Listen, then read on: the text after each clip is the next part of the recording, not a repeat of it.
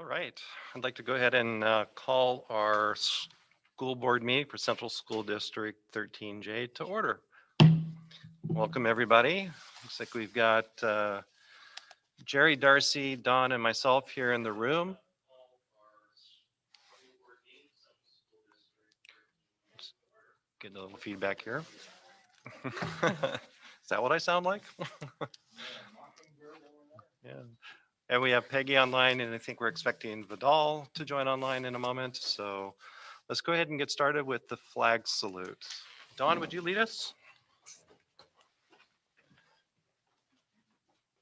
I pledge allegiance to the flag of the United States of America and to the republic for which it stands, one nation, under God, indivisible, with liberty and justice for all.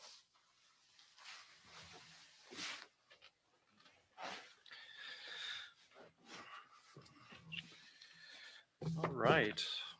Well, we're going to do something a little bit different. We're not going to jump right to the adoption of the agenda. We're actually going to start with some appreciation. So I'd like to turn it over to Superintendent. Good evening to the board and to our community. I am excited, as always, this time of year, several times a year, where we get the opportunity as the superintendent and the board to just recognize our different staff throughout the year. We had an opportunity to do that in March with our classified employees. I get to do that with all of you in January. And then in May, we get to, for this week, continue to recognize our teachers. I cannot say enough before I read the resolution for Teacher Appreciation Week. I cannot say enough positive things about what our teaching staff has both learned, grown, advocated, and supported our students, each other, our family members, as we have worked through this very, at times, difficult and unique year.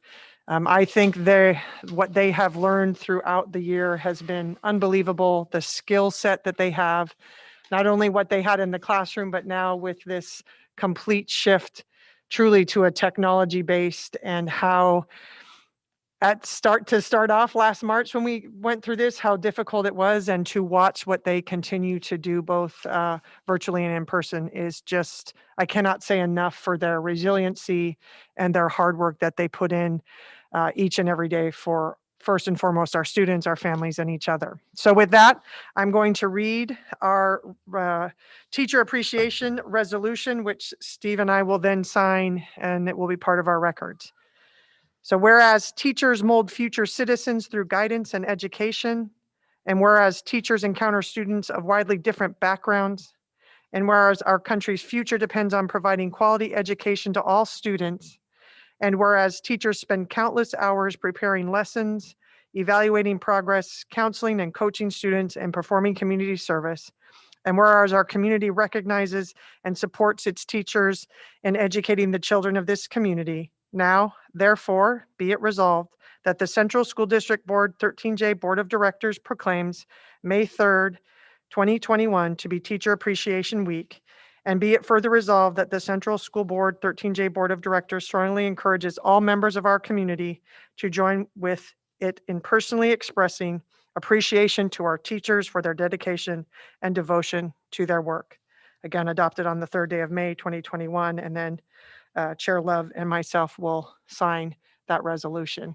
If you are around the schools this week, we have put out some yard art. We have a local community member that does amazing work with this morning, and it will be for the next couple of days at Ash Creek.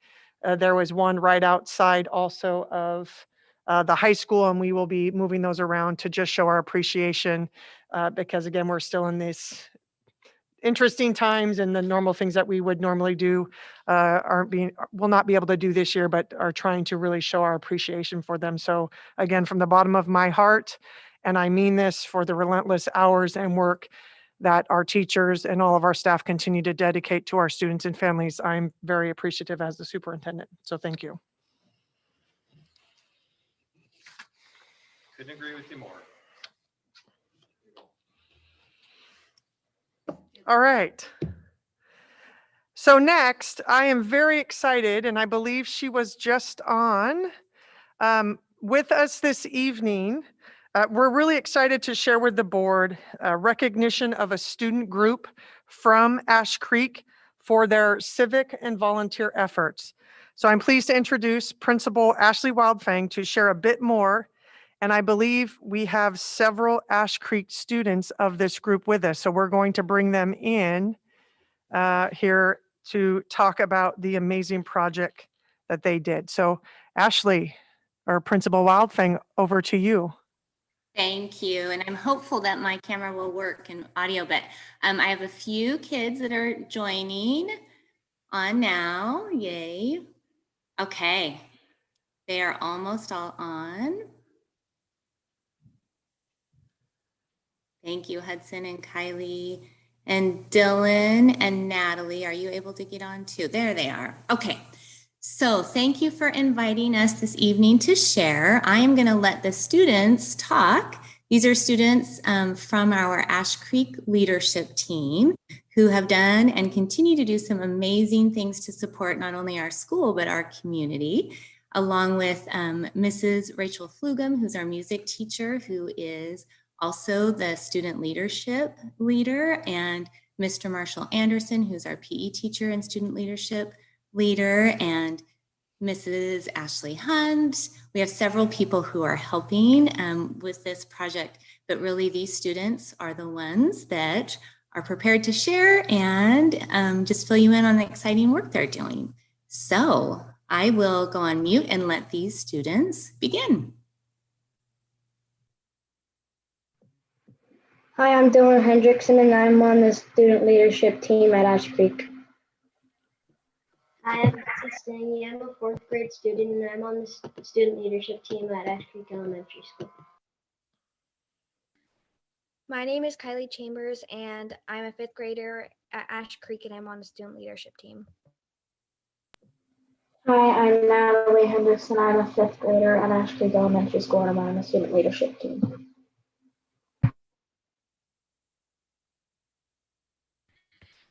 And to start off, our leadership team created a video to support the Eloquent Food Bank, and we would like to share with you right now.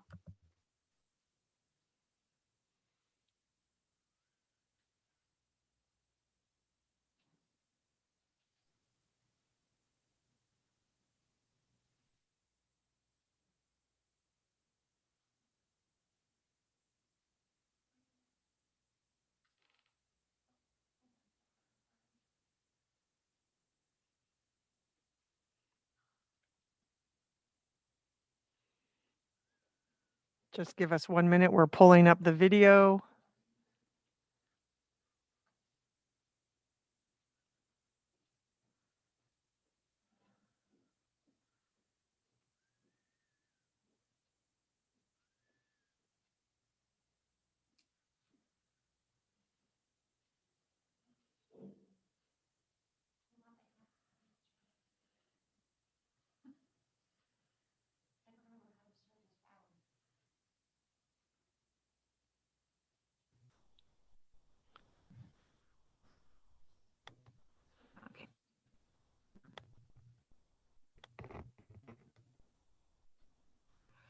Yeah, I don't remember how to do this.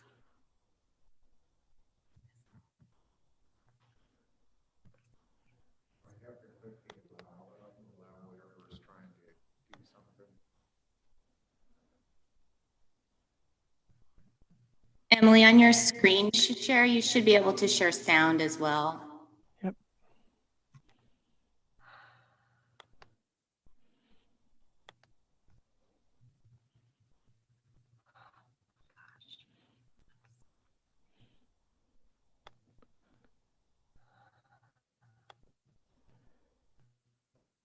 All right, we may have to move forward, and if we get it pulled up, we will get it pulled up. Is that, Ms. Wildfang, is that a possibility?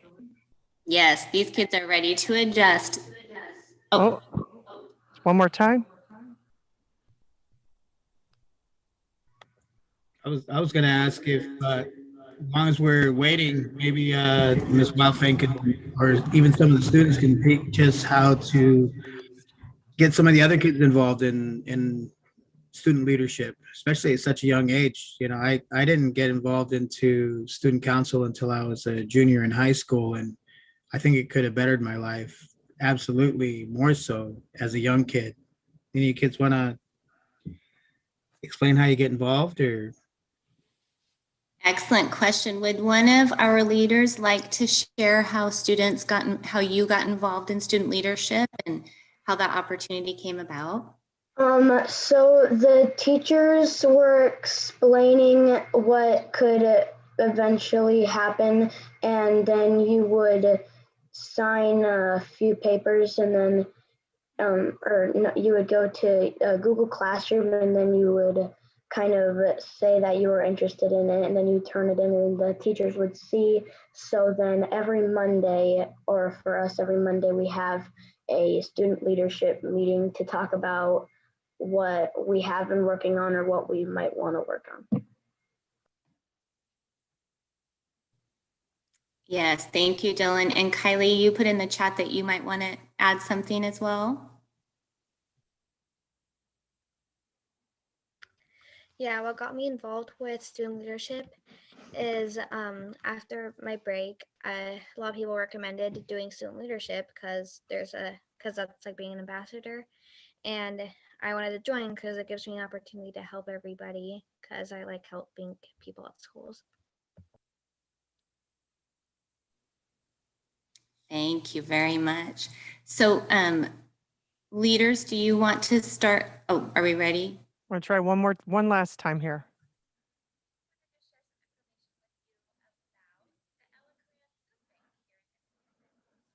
I don't think, Ms. Wildfang, can you hear that? Times are a little bit different because of COVID, and accessing the food bank is still an option. While it looks different for everyone to get food items from the food bank in a safe way. Hello, this is Dylan, and I am filming a video of the Elecran Food Bank hours and days is open. So Monday through Tuesday, it is open from 4 to 6 p.m. and Tuesday through Thursday is open from 9 to 11:30 a.m. Thank you for watching. Hope you can donate to the Elecran Food Bank. Have a good rest of your day.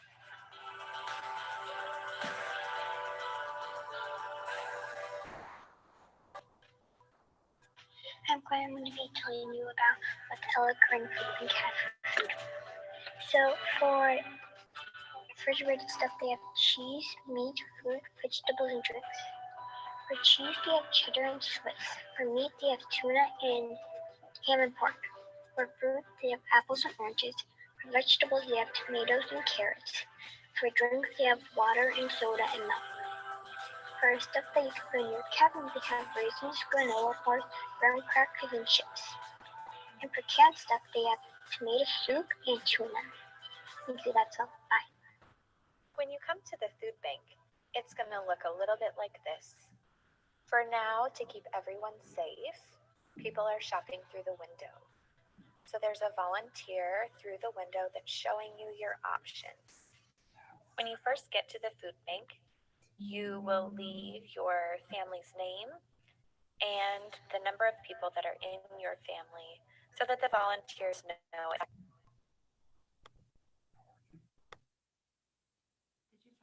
All right, Ashley, back to you because I know that there's some other things that the students would like to share with us. Yes, thank you.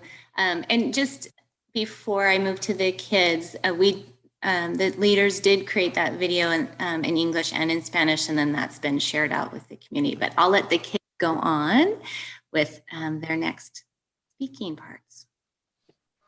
The Ash Creek Leadership Team is working on helping our school to be an even better place to learn and have fun. Natalie is going to share some things we are currently working on as a team.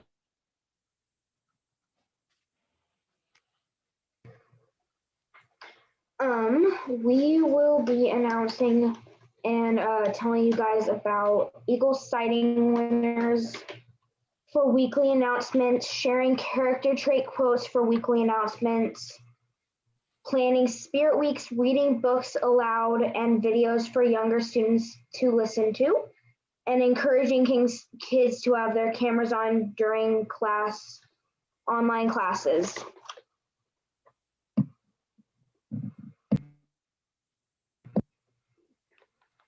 thank you for listening to what our leadership team has been working on. Do you have any questions or comments? I have a comment. I just want to thank you all for being a part of this. Thank you, Ms. Wildfang, for putting that together. And for the students involved, I just want to encourage you to continue to be a part of not just student government, but student leadership, and being active in the community and keeping your eyes open for others that may not feel like there could be a part of student leadership. You know, I did not feel that way all throughout junior high and first part of high school. And then I just thought, how come I can't do that? And I did. And I became part of student government and graduated as part of student council. So there's a lot of other leaders out there that you can team up with and make some awesome changes. And it sounds like you already are. And I appreciate that. Thank you. I have a question. If a couple of you wanted to answer, what are your favorite things about being on the leadership team?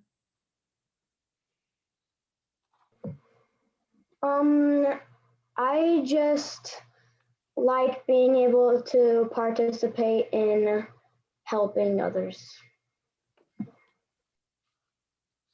Yeah, I agree. I also like helping people, and it's also like creative because you can like draw posters and help people around, and I like doing that, so that makes me happy too.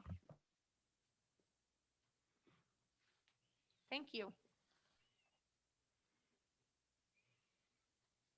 So because of your amazing work with this project, the district would like to recognize all of the students that were involved, and each student will receive a certificate. I have it here, and we may be able to pull it up on the screen as well. And it is a certificate of appreciation, and it states, this is presented the day of May 3rd, 2021 to, and then the names of the students will actually be in the line, for volunteering time and effort benefiting the Ella Coran Food Bank. And then this will be signed by myself, Dr. Kabista, and then our chair, Mr. Love, and they will be headed your way, Principal Wildfang, to be able to share with all of the amazing students and the work that you are doing at Ash Creek. So thank you for your service very much. Thank you, kids. Great job. Keep up the great work.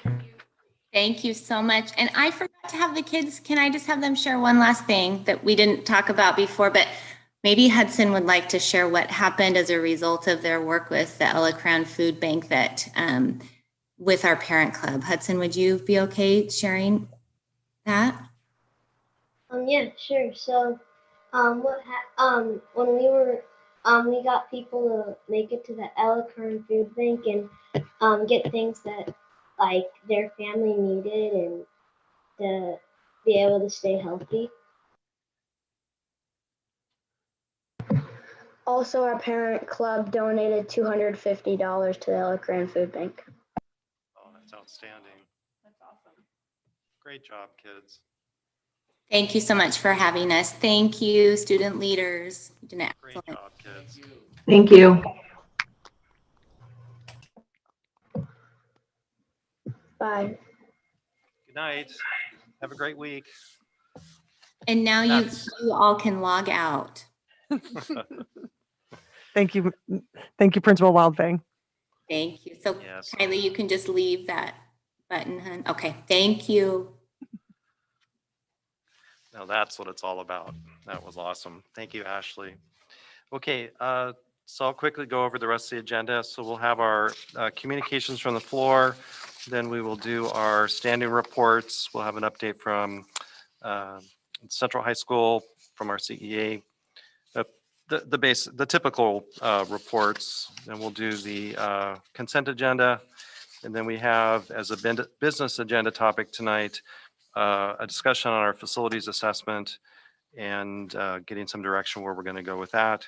And then we will be adjourning into executive session at the end of the normal board meeting. And we have one change again, executive session was added, but we did receive word that we will not have reports tonight from CEA or Okay. OSEA. So that will Okay. not, that is a change. Okay.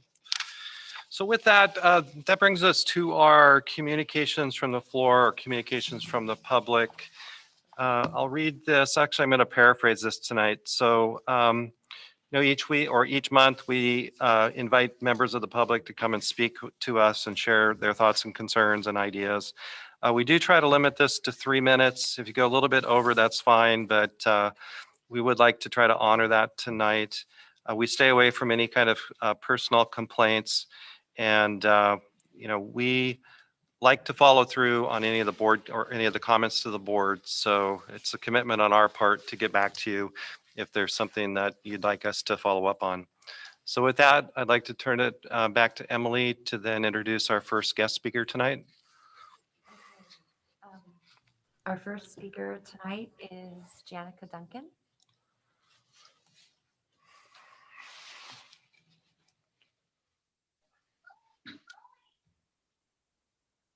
Hi, can you hear me okay? Loud and clear. Okay, awesome. Thank you for letting me speak tonight. I hadn't planned on speaking again, and I keep saying that, and I should just stop saying that. But my name is Jannika, and I have 5 kids in Central School District. I have a senior, a sophomore, a 7th grader, a 4th grader, and a preschooler. And so I have been very vested or invested in what is happening in schools in our community.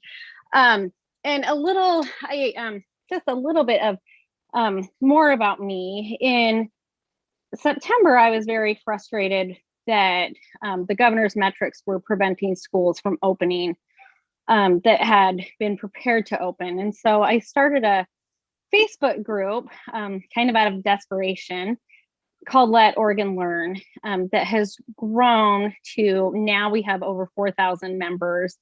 And we combined with some other groups that started around the same time that collectively we represent roughly between 30 and 40,000 families. I'm a founding member of, now it's a political action committee. It wasn't at the time, but it's called Ed 300. We formed, kind of took all of our different groups from throughout the state and came together to kind of form a coalition because we felt like nobody was representing children.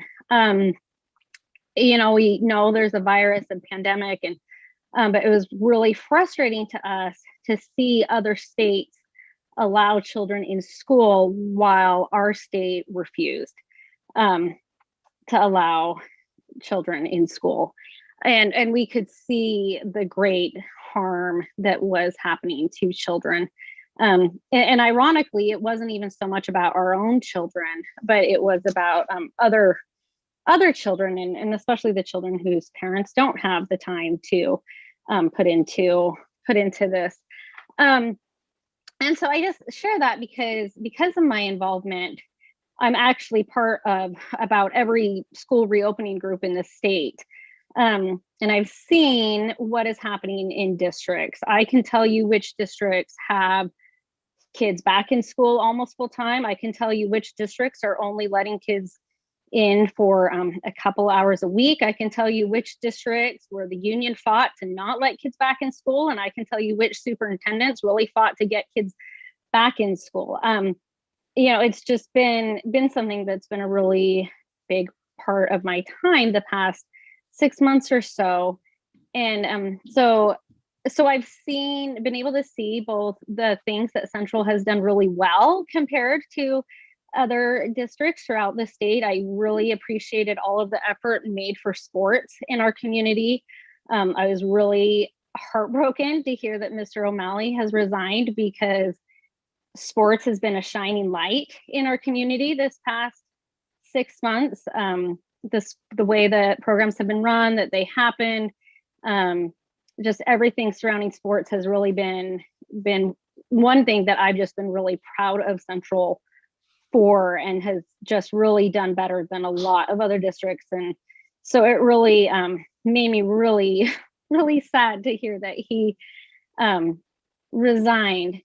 But I was going to ask that seniors be allowed to attend more in-person school for the end till the end of the year. But as our numbers have gone up, I know that that's not likely going to happen.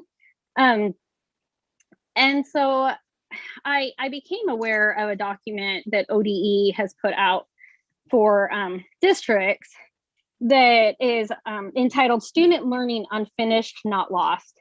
And as I read through this document, I was honestly offended by the wording in it. In this document, it says that it says, while academic learning may be unfinished, it is not lost. And that might be true. If this was only a document geared towards young elementary schoolers, then I would agree.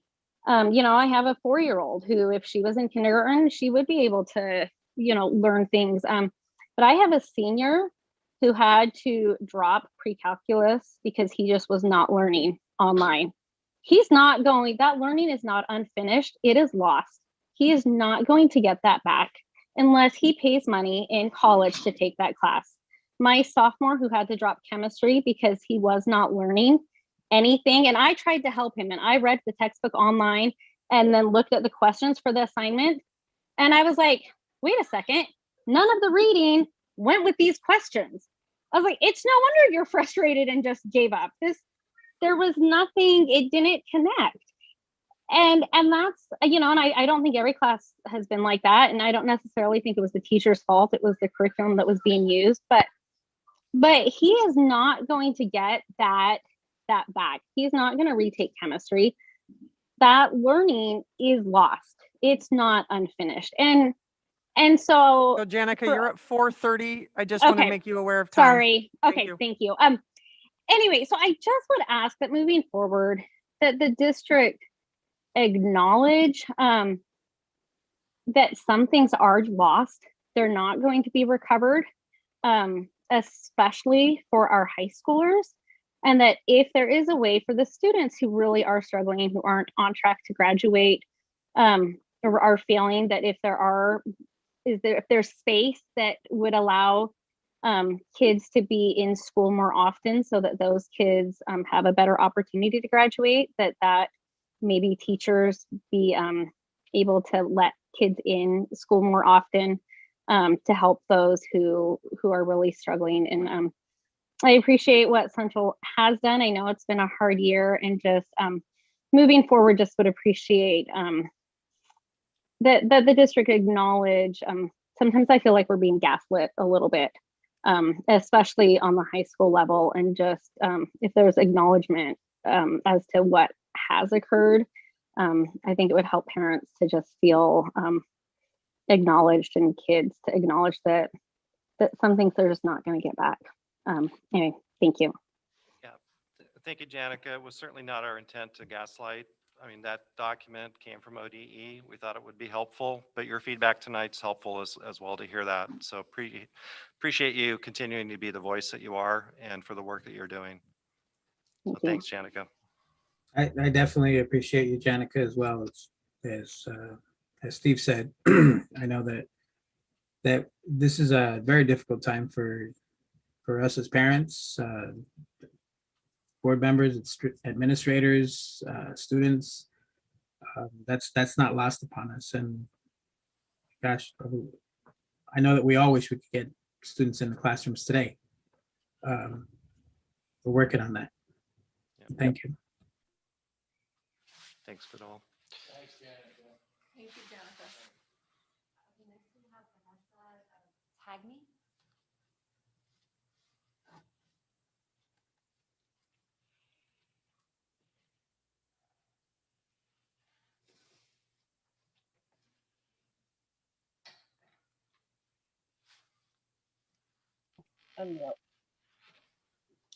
Hello, can you hear me? Yes, we can.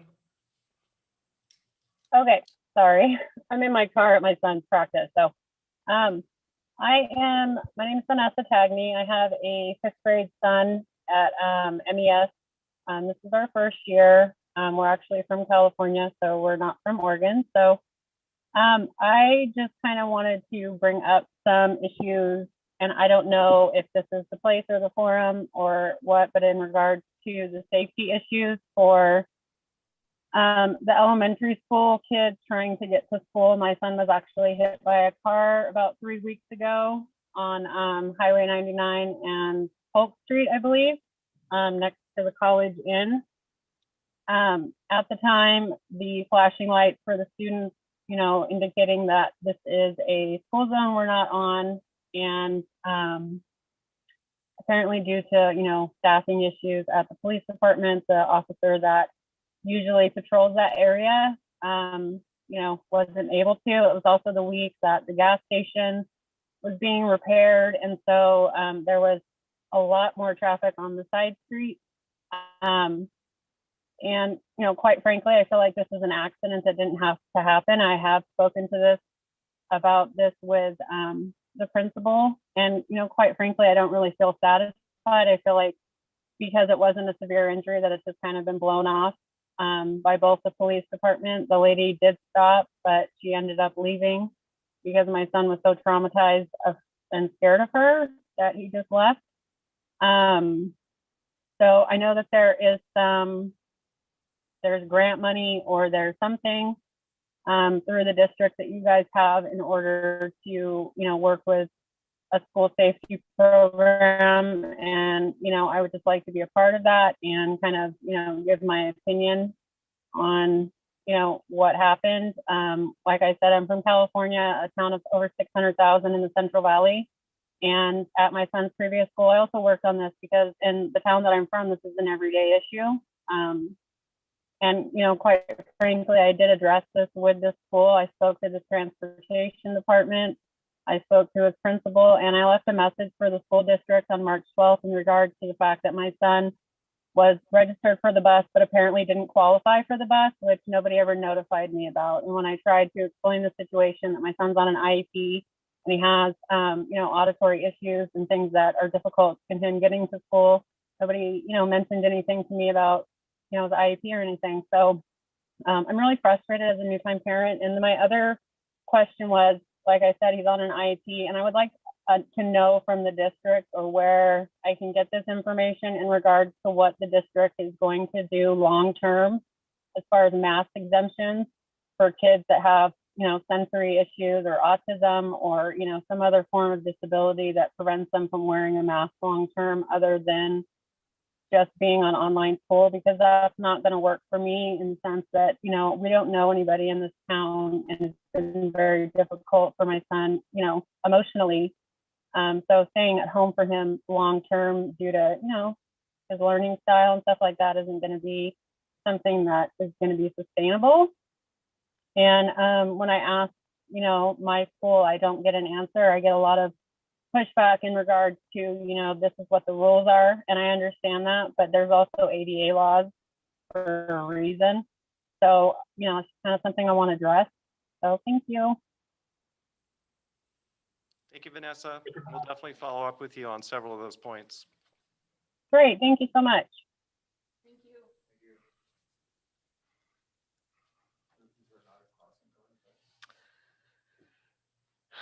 you. We have crossing guards. I think that we are always, and we will continue to have conversations about 99, especially when we're talking about over by MES. So I think some of this will tie into our conversation later, is how I'll phrase at the end of our meeting. But again, I do think we will and are continuing to look at the safety measures and what we can do in moving forward. And I will, again, follow up with her to make sure that we have all the correct information. But we did become aware of this and are working through that.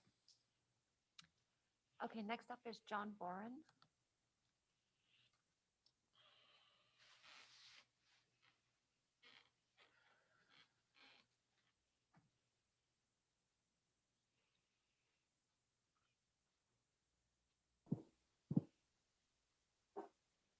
Good evening. Can you hear me? Yes, we can. Hi, John. Hello. Thank you. I just wanted to hit, my name is John Bourne, parent of a second grader at MES. I just wanted to hit kind of 3 points here quickly. At a previous board meeting, I believe it was on the 19th, there was a discussion about why the public weren't sure that the school district was committed to reopening. We weren't using the same language as other school districts, but we were as equally committed. And I just want to kind of clarify that point, or just, my perspective is the actions of the board at the moment were to decline to fully reopen because of the state's stipulations on if students were within 3 feet. There were more restrictions on should anyone be positive, they would potentially wipe out a whole class. They'd all have to go back to being remote. And I certainly understand that that's a cost, a learning cost, emotional cost for that class, or if there are any classes where that to strike. But that was an instance of the school board collectively making a decision, which I understand, but I disagree with, that prioritized stability over in-person learning time. Kind of to that, and this transitions into my next point, is that unfortunately that locks in a much lower number of learning hours in person versus had students been allowed to go full time. And so it sounds like this ship has sailed. This is what the district is going to do for the rest of the school year. So then I would ask that if it's not too late when it comes to summer school, that summer school not be primarily reserved for those who are truly in dire straits. And I definitely understand that those people that are way behind need help first. But there's also a number of students that aren't probably where they would be had they been given a full-time in-person opportunity. My second grader does much better when she's around peers that are also doing the work, much easier to focus when she sees that positive example than on a screen. I know some students the screen works well for, that's just not really for her. So I would really like that opportunity for a broadened approach to summer school. And I would, not be that popular parent, but I would love to have her a chance to do that. I understand with the limited time, certain subjects have been jettisoned. We have science materials that basically it's, hey, parents, if you want to use it and do some activity.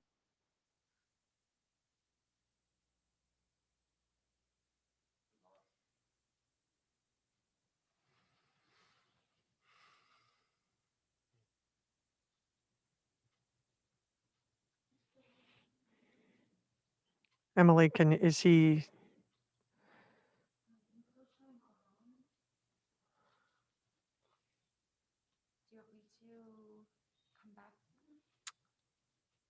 Yeah, why don't we do that? If we could go to the next speaker and just maybe, can we instant message him or chat him and just say, John, if you have anything else? Our final presenter tonight will be Adrian Galt.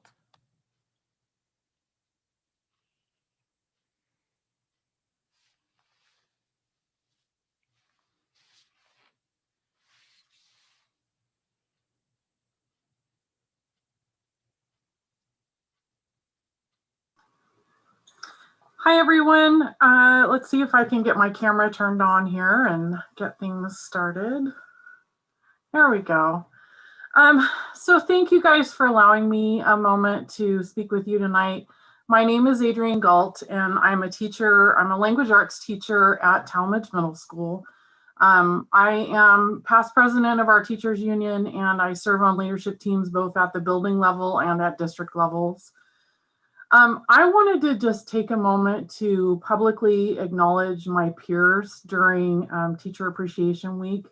Without a doubt, this year has presented many challenges to us, and day-to-day teachers do what most of us as adults would recognize from our time in the classroom.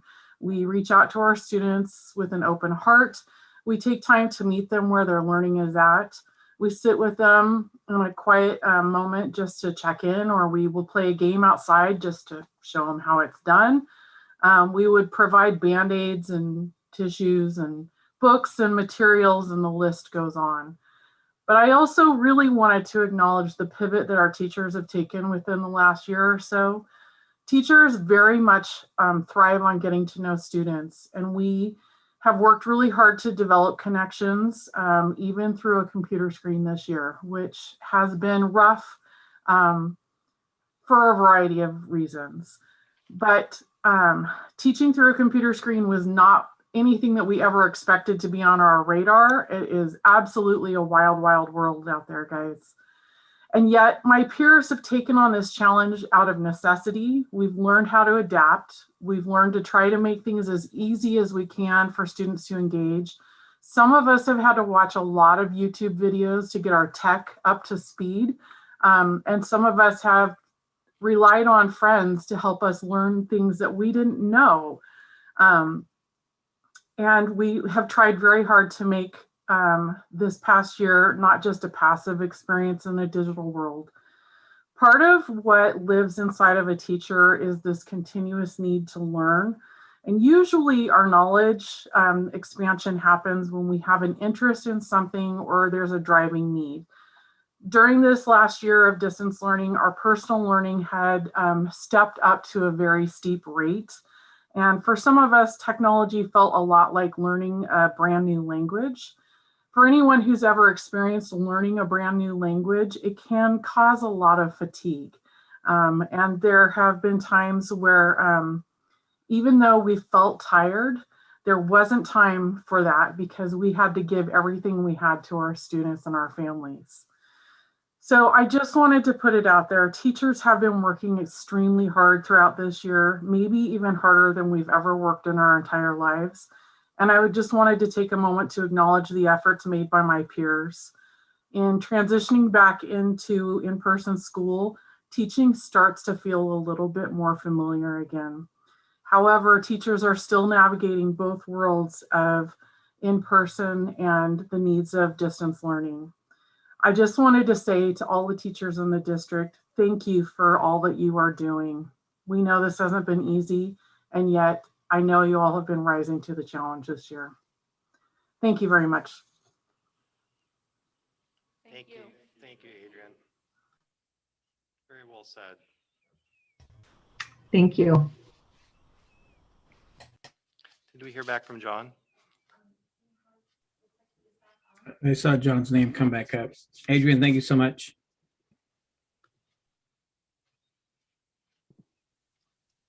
Yes, I'm back. Thank you.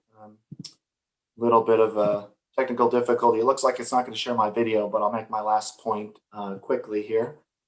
So my last point that I wanted to touch on is I also looked through the Ready School Safe Learners document in its numerous revisions. And I have to commend the school districts, the principals, the teachers and staff for doing a good job adhering to that. Many of these requirements, some of them seem sensible, some of them perhaps are a little more head scratching. And I think that it's important for anyone that's having to go through these is to really question where appropriate or push back at the state OHA ODE if we're being doing things that sound like sensible, but there's no data or study to back it up. There was many discussions about cleaning surfaces at some of the previous meetings, and this seemed a little puzzling to me because everything I've been reading thus far was COVID was more of a concern passing through the air rather than on surfaces. And I understand a clean surface is good and important, but our students get precious time in class, and so we really need to maximize the learning time and the extra things that are being required if they aren't backed by science as being beneficial, or the cost benefit doesn't seem to work from the teacher, the staff, the principals. I think it's really important to give the state that feedback of what these guidelines, which I'm sure sounded great in the meeting room among people that don't have to put these into practice, they need to know the real world ramifications of this. So that concludes my remarks. Thank you. Thank you, John. Thanks, John. John, I wanted to comment real quick on what you talked about with summer school and it being available to all rather than those at risk. And I think that's something that we're working on. And I think that's things that we're talking about. We talked about it at the budget meeting, and I'm sure will probably happen again today. But that's not lost on us. We definitely want to be able to get those that need caught up or those that need caught up socially. We talk about social emotional learning all the time. And I think that that's important to us as well. And thank you for bringing that up again. Yeah, think of it all. Good comments. Okay, that completes our community comments. We'll move into our standing reports and recognition. First up is our Central High School ASBAC. Is Jill with us tonight?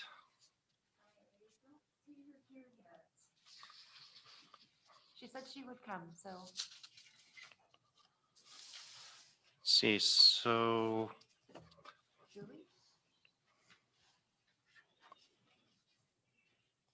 what would be next? Yeah, so we will be moving with us this evening because we are trying to get back on track with some of the updates that we do with departments. So joining us this evening to share a little bit about our student services and what has taken place is Director Julie Heilman. She is the Executive Director of Student Services for the school district. So we're going to bring her into the room, and then she's got a presentation for us this evening. So welcome, Julie. Hi, good evening, everyone. Good to see folks and letters and names on the screen. Emily, you're going to share out the PowerPoint, correct? Yes.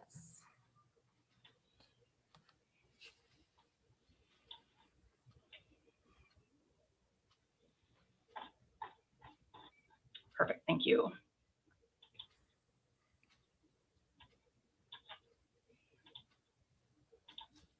All right.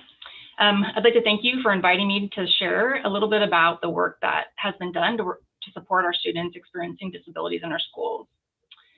To start, I want to acknowledge that the pandemic created new challenges, frustrations, and concerns that students, families, school and district staff members, and the community had never experienced before. The perseverance, commitment, and dedication to our students has been a privilege to observe and be a part of. Next slide.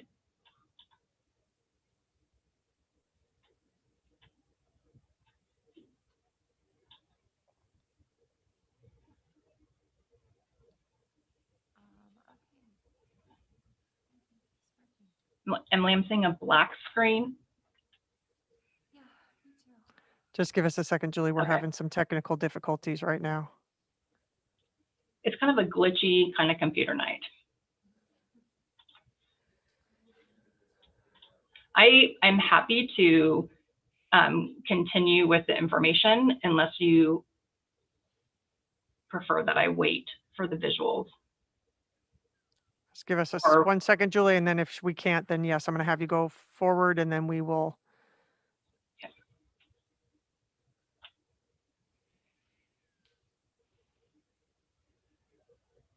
Okay.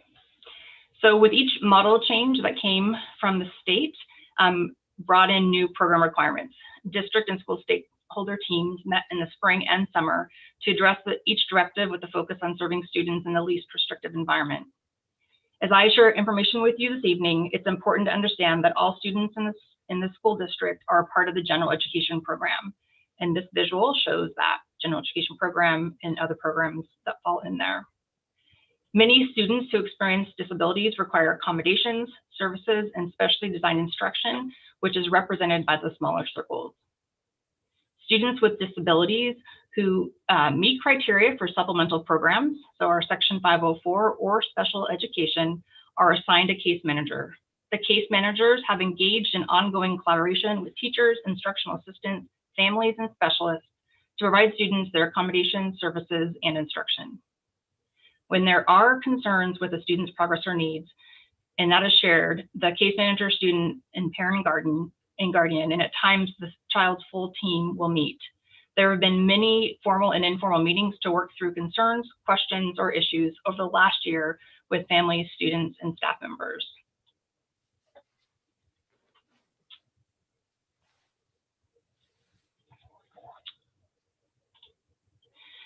This visual provides highlights of the key changes to the instructional programming. I'm not going to review them. I just wanted to do a little pop-up visual. It's the same graphic that I think was shared during one of the previous meetings with the school board. The information in this slide is covering a lot of the content that has been covered with this winter from February or January, February through April 2021. And then you can go to the next slide. Emily? So 2020, March through June. So now we're going to travel back to last year when all of this happened. In response to the first two directives from the state, the case managers reviewed student plans and collaborated with general education teachers to identify concerns regarding the implementation of services and instruction. For students eligible for special education, case managers communicated with families to share their child's learning plan. For students eligible for Section 504 protection or who have a plan, case managers communicated with families to share recommended changes to accommodations when accommodations were identified. Challenges with communication were acknowledged, and attempts at finding what was going to work for each family and student was a priority in the schools. Next slide. Throughout the spring of 2020, our special education staff members, counselors, classified and licensed staff, and case managers met regularly. Families and staff members collaborated to engage students, make adjustments to how content was presented, met with students individually and in small groups, even outside of a staff member's regular day. I am proud of the work and want to acknowledge Central School District staff members, our students and families who worked tirelessly when presented with a whole new way of supporting student learning and social emotional wellness.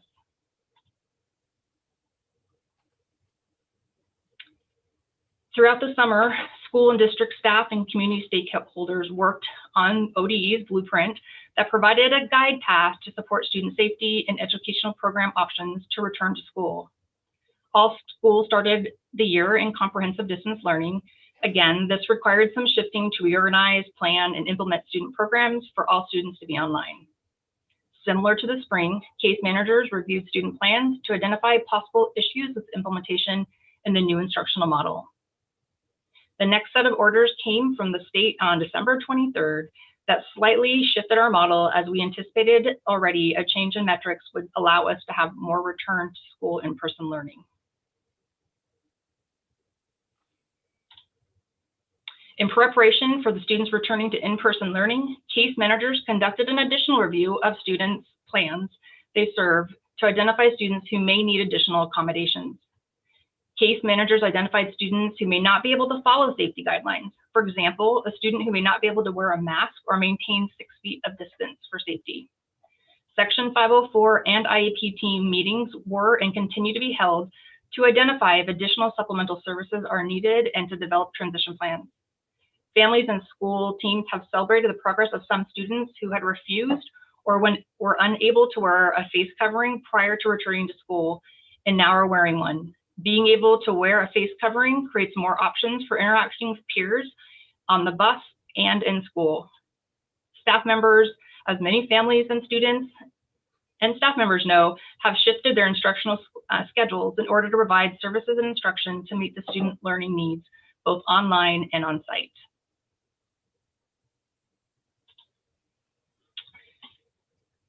I originally was going to share both some challenges and successes. I feel like we spend a lot of time on the challenges, and they're going to continue to occur, and we're going to continue to work through them. I'm providing a few of the successes that we have experienced in our schools and with our families. Our staff and our families have developed some amazing relationships as they've worked through some very challenging situations. We have staff, families, and community members that are practicing self-care better now than they ever did, and I hope that that continues. So we can continue to build some functional programming with our whole community. I'm trying to hit my timeline for you. The last slide is the school context and support. It's important to acknowledge that even though great effort has been made to communicate, partner, and collaborate, there are still questions, concerns, and needs that students, families, and staff members have now or will have in the future. When there are concerns, we want to make sure that people are connecting with a student's case manager.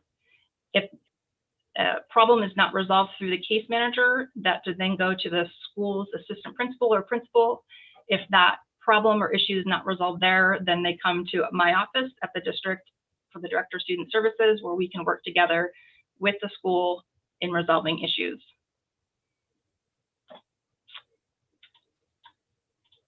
I want to thank our students, families, and school and district staff members and the community for, again, their perseverance.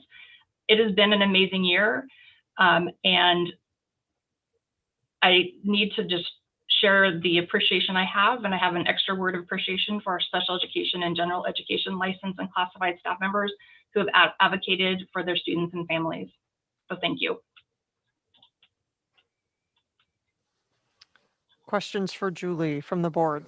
Julie, just a quick question, just for scale. How many caseworkers do we have in Central School District?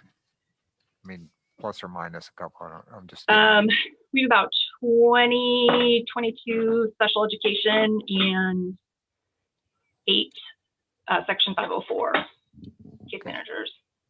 Thanks.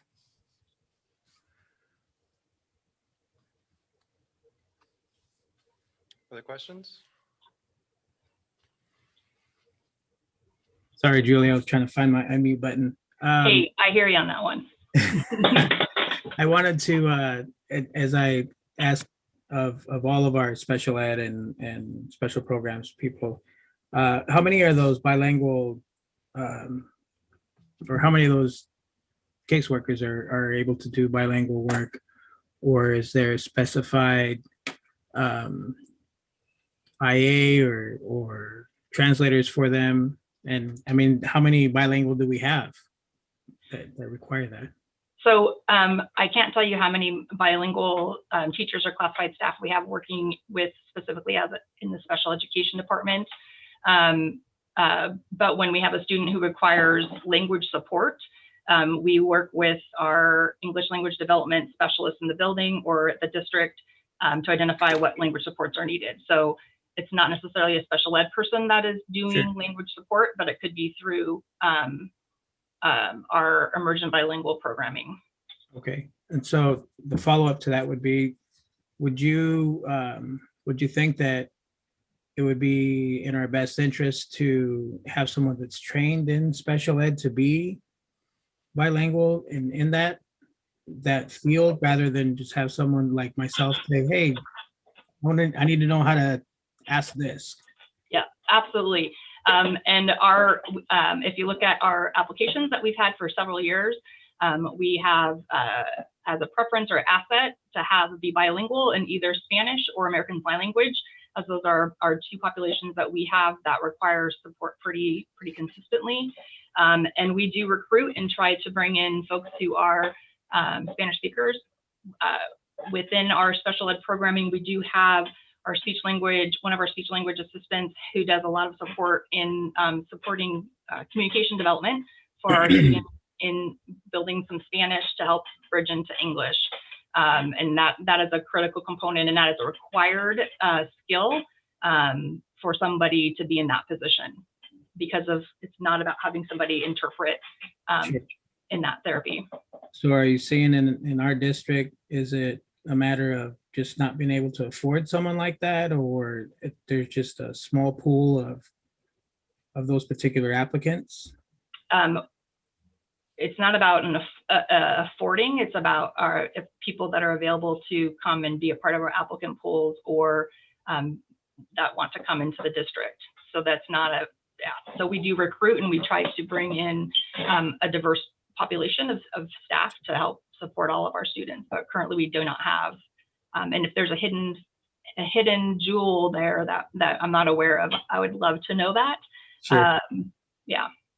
And I would add to that, Vidal, that we continue to partner with Western Oregon and the Bilingual Scholar Program. We continue to use our students, and then even students from other school districts, again, McMinnville, Salem Kaiser, that whether they're helping us within our buildings or even in summer school. We are trying to continue to build that connection, as well as even if our, if there are staff members that are classified that may want to go down that pathway of becoming an educator and are already bilingual, of trying to continue to develop those pathways either for aspiring staff members or current staff members that may have, another pathway that they are interested in. Again, potentially positions where with students experiencing disabilities or even a general education teacher. So that is a huge part of our equity and some of the next steps we are going to be taking as we continue to help diversify our staff. Yeah, that's awesome. That's good to know. Thanks, Jen. And thank you so much, Julie. Yeah, thank you. Thank you, Julie. So Julie, I had a question. I was trying to get a sense of, we're in the budgeting cycle right now. So it's kind of a combination between what Don was asking and Vidal was asking. So we've gone through a tumultuous year. Are we keeping up with the needs of our kids on the 504 and IEPs? I'm sure that the staff has just been doing extra duty and working super hard, but I can't tell if that means we're keeping up with the needs of the kids. And if we're not, is there something we should be considering as we're going through the budgeting process? And that's a great question. It has definitely been challenging. There are students that teams are still working sometimes with parents. Some parents are unable to participate in trying to get kids back in because they're working. And so, they're working from work with the school and trying to engage students. And so people have not just said, oh, the student's not engaging anymore and move on. So we do have students that we are really going to need to continue through the summer and next fall to get them engaged and get them back connected with the school, because they've been not participating for either for quite a while or consistently.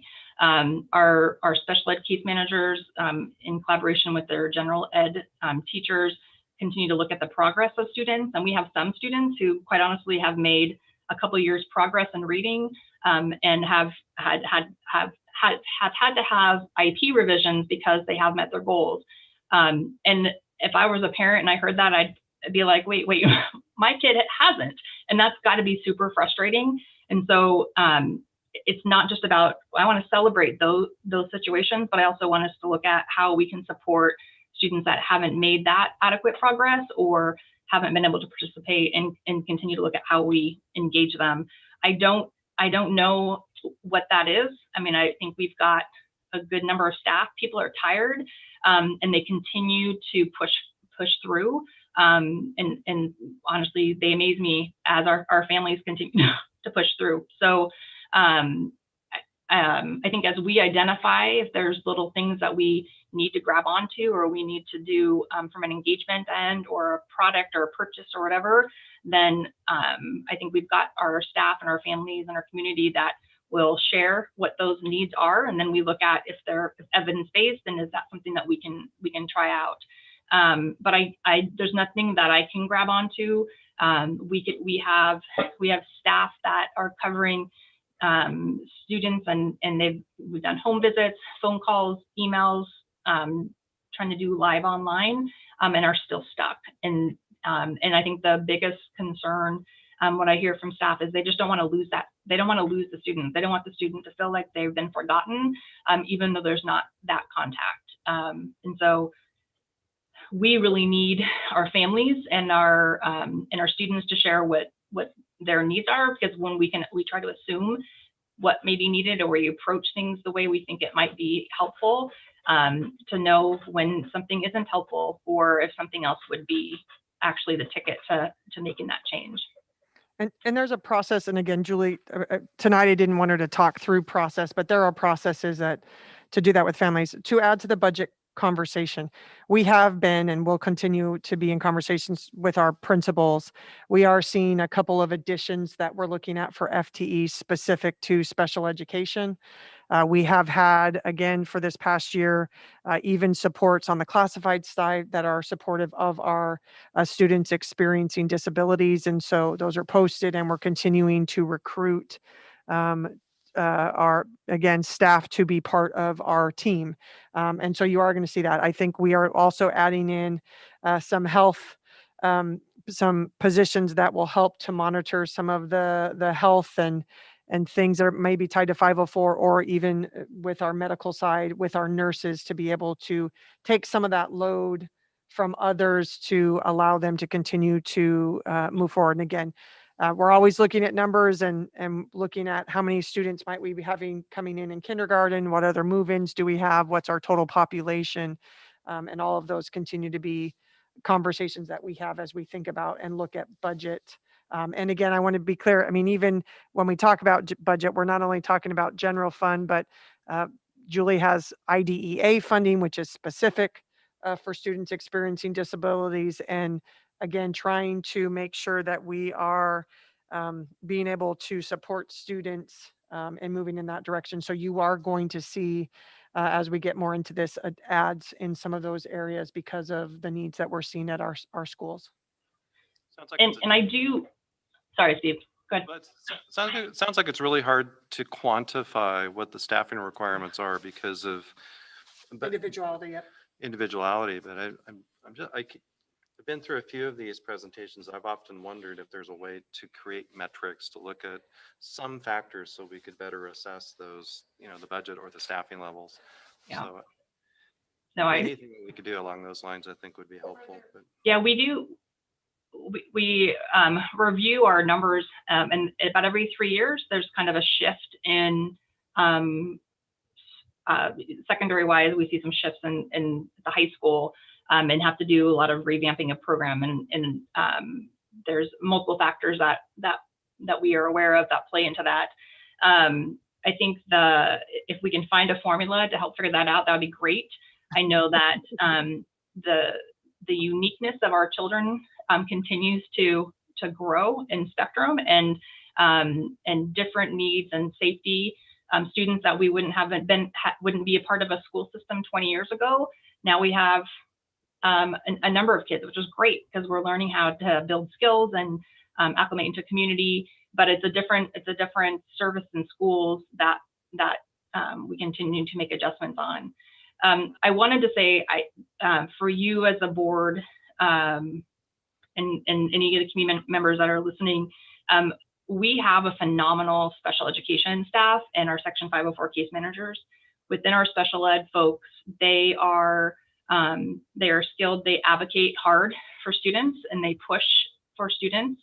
And when parents or colleagues are feeling like they're not heard, then they really are. They want to know when there's concerns or issues because it impacts their students. And so to encourage that communication or to share frustrations, because every time I hear from a parent, I take that as this is great communication and follow up, and we see like how we can try to take care of the situation and do training to help avoid things in the future, because that parent and school communication and relationship is critical. And yes, there's going to be ups and downs, but for folks to please make those contacts with their case manager, principal, or myself, so that we can work through the challenges. The challenges create barriers that impact our students. And so if we can address those, that would be fantastic.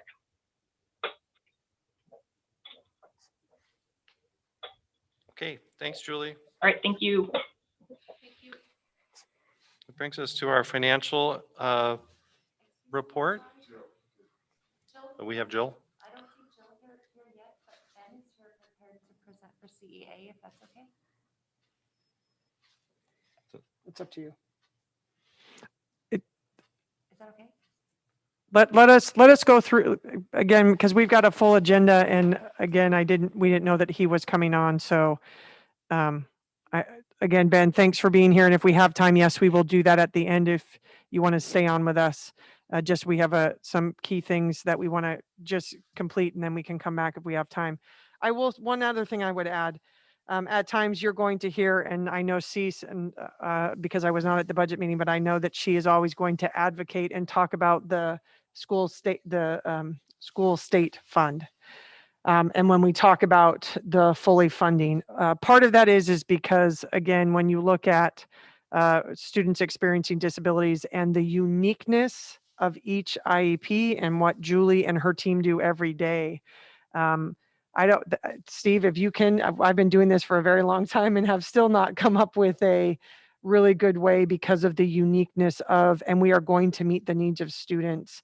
But I think that continues to be that our conversation and why we advocate for more funding to be able to support students, both, again, emergent bilinguals, are talented and gifted, are students experiencing disabilities, of having those pathways of programs to support and meet the students where their needs are, and then move them forward in a positive way.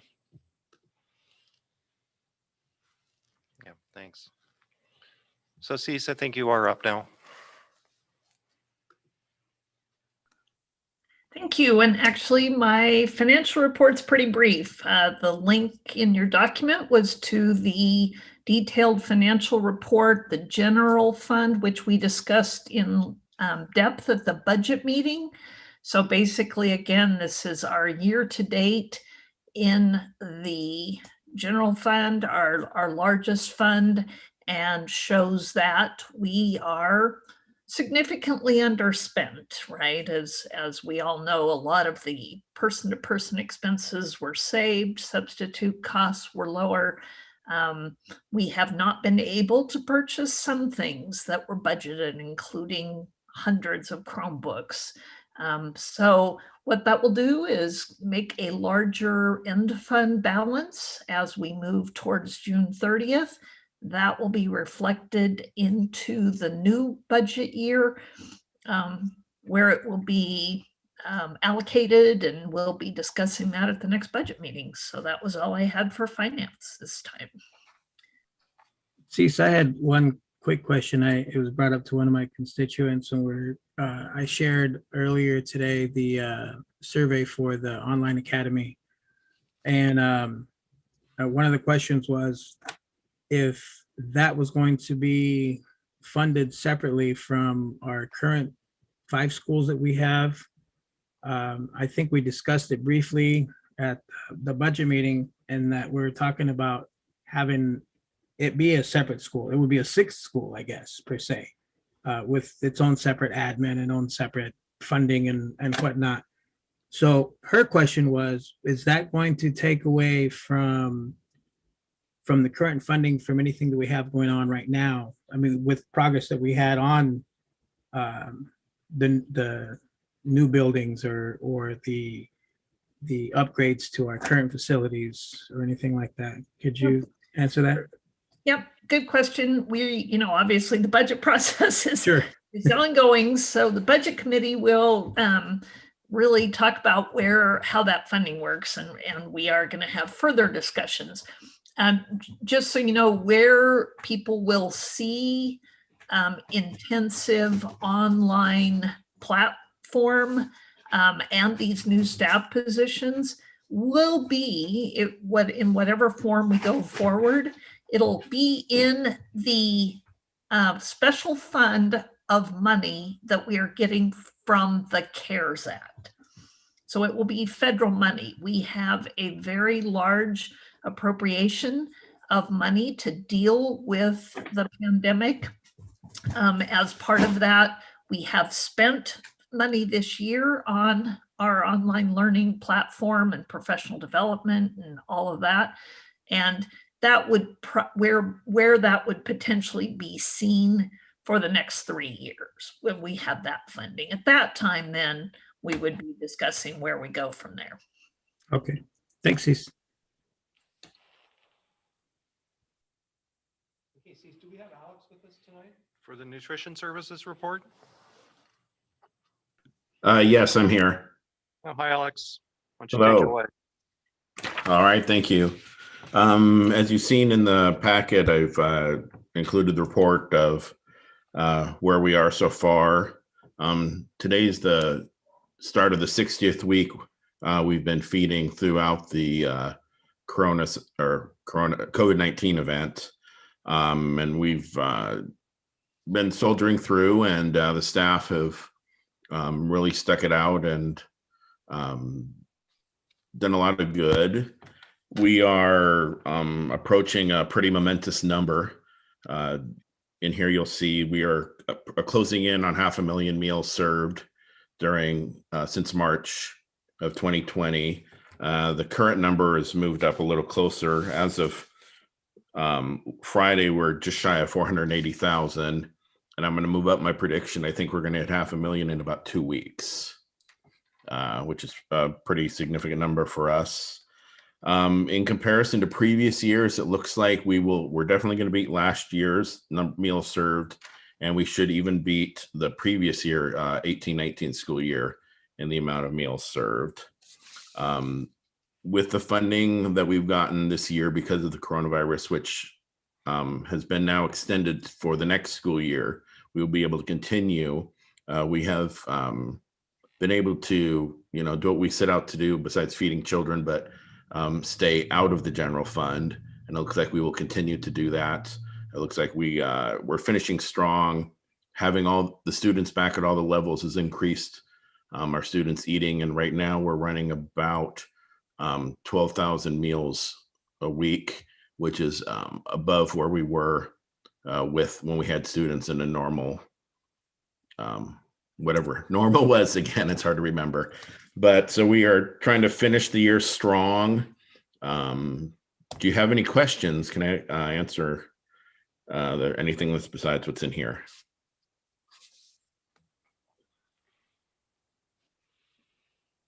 Oh, great. Actually, I had one question.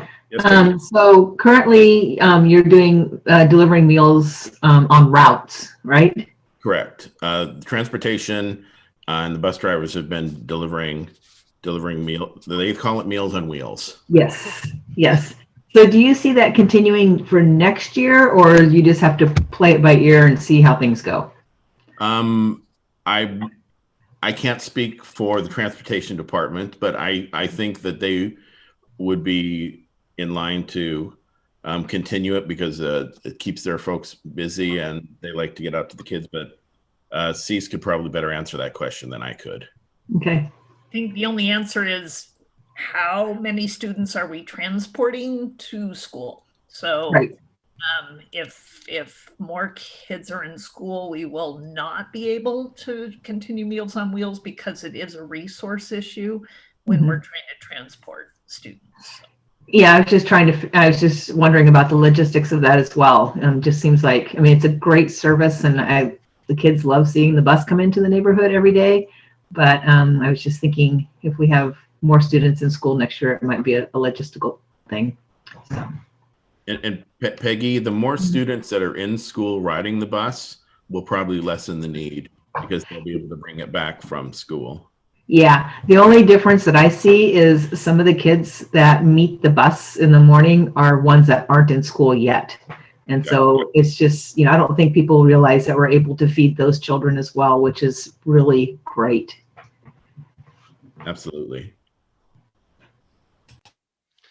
All right. Thanks, Alex. Thank you very much. Have a great evening. Okay, that brings us to our equity committee report. Do we have Rosa and Maria? Yep, joining us this evening as they jump on here, we have Rosa Diaz Avery. She is the assistant principal at Talmadge Middle School, and Maria Nunez Morales, who is one of our instructional assistants at Talmadge Middle School, to update the board on the progress of the district equity committee. So welcome, Rosa and Maria.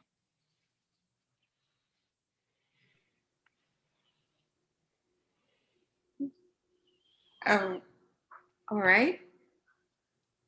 Just give us a second. We'll have the presentation up. Here we go. All right. Thank you. Good evening. My name is Maria Nunez Morales. I'm an instructional assistant at Talmadge Middle School. I'm a member of our district-wide equity committee and the TMS equity team. Before Rosa and I give the update on the equity committee, I believe it is important for you all to hear my perspective as an alumni and staff of color. I graduated Central in 2014. I have a year working as a classified staff in the district. I have sat in these classrooms as a student and now as a staff member. Back when I was a student, I looked up at my educators, my teachers, and I realized I did not look like them. None looked like me. In elementary, I started off with having a dual language education. My teachers are Hispanic, Latino. I felt comfortable because I was still being taught my mother tongue. I was reading, writing, speaking in Spanish and English. My culture was being recognized and acknowledged by my educators, even if their lighter skin complexion didn't match my own. I felt like I can still belong, fit in. In middle school and high school, dual emergent didn't continue. I entered middle and high school where all my teachers were predominantly white, and the main focus was learning to write and read fluently in English. I don't understand why my language was interrupted, my first language. Schools are not meant to be are not only meant to be a safe place to educate and to work, but understand students and staff backgrounds. There's no greater feeling than having to be understood and feeling like you belong. Now, as a staff member, this is what I see. I see that I can make connections to our students of color. Students appreciate our efforts and understanding. When a student finds out you speak the same language as them, they're surprised and excited. They are even more impressed that you can read and write in Spanish. Having a dual language education is beneficial for our students in the long run by it being able to help others. Bilingualism is to be proud of, to acquire understanding and appreciation of other cultures. I'm in this committee to work on the importance of building and maintaining cultural competency, bringing awareness on how we can help our students, and that there is no shame in speaking two languages. Emily, I'm going to have you go forward 2 slides for me as Rosa presents. So I'm just going to go ahead and get started because I know we're pressed for time. So I have an outsider's perspective compared to Maria's.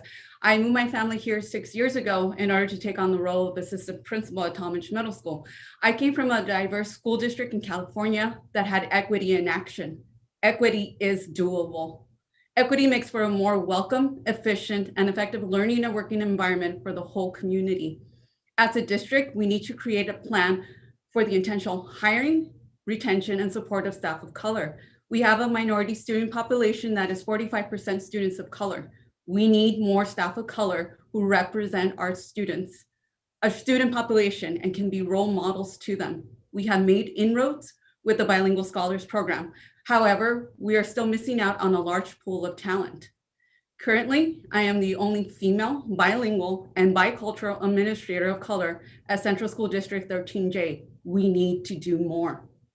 I have 3 multiracial children in this district, and I'm deeply invested in the work of the District Equity Committee is doing. I'm here to help make sure that our students and staff of every background can feel welcome and be both supported and challenged to achieve their best in an equitable environment. We have started this journey and we must continue forging ahead. Thank you for listening to Maria and myself. Now we will move on to our District Equity Committee update. All right, so for our celebrations and barrier bursting events at Monmouth Elementary, their equity team participated in an interactive activity about privilege. They had a list of 25 privileges. Groups had to purchase privileges with a given amount of money, and the objective of the activity was to acknowledge privilege and provide an opportunity to reflect the experience of having or not having privilege. At Independence Elementary, their equity team had their first official meeting on April 12th. They had 12 members show up. They established norms, talked about brave space, safe space, and the next meeting they plan on address specific issues regarding IES. Next slide, please. Thank you. At Central High School, Lori and Brooks put in a request for Black Lives Matter posters for the high school. They were printed out, received on the day of the verdict. They have been posted all over this high school, and students were very excited in seeing them and hope that these posters help engage conversations. At Talmadge Middle School, they have included hiring interview questions related to equity for science hiring. Some of the questions were, what does equity mean to you? What are your experiences with equity?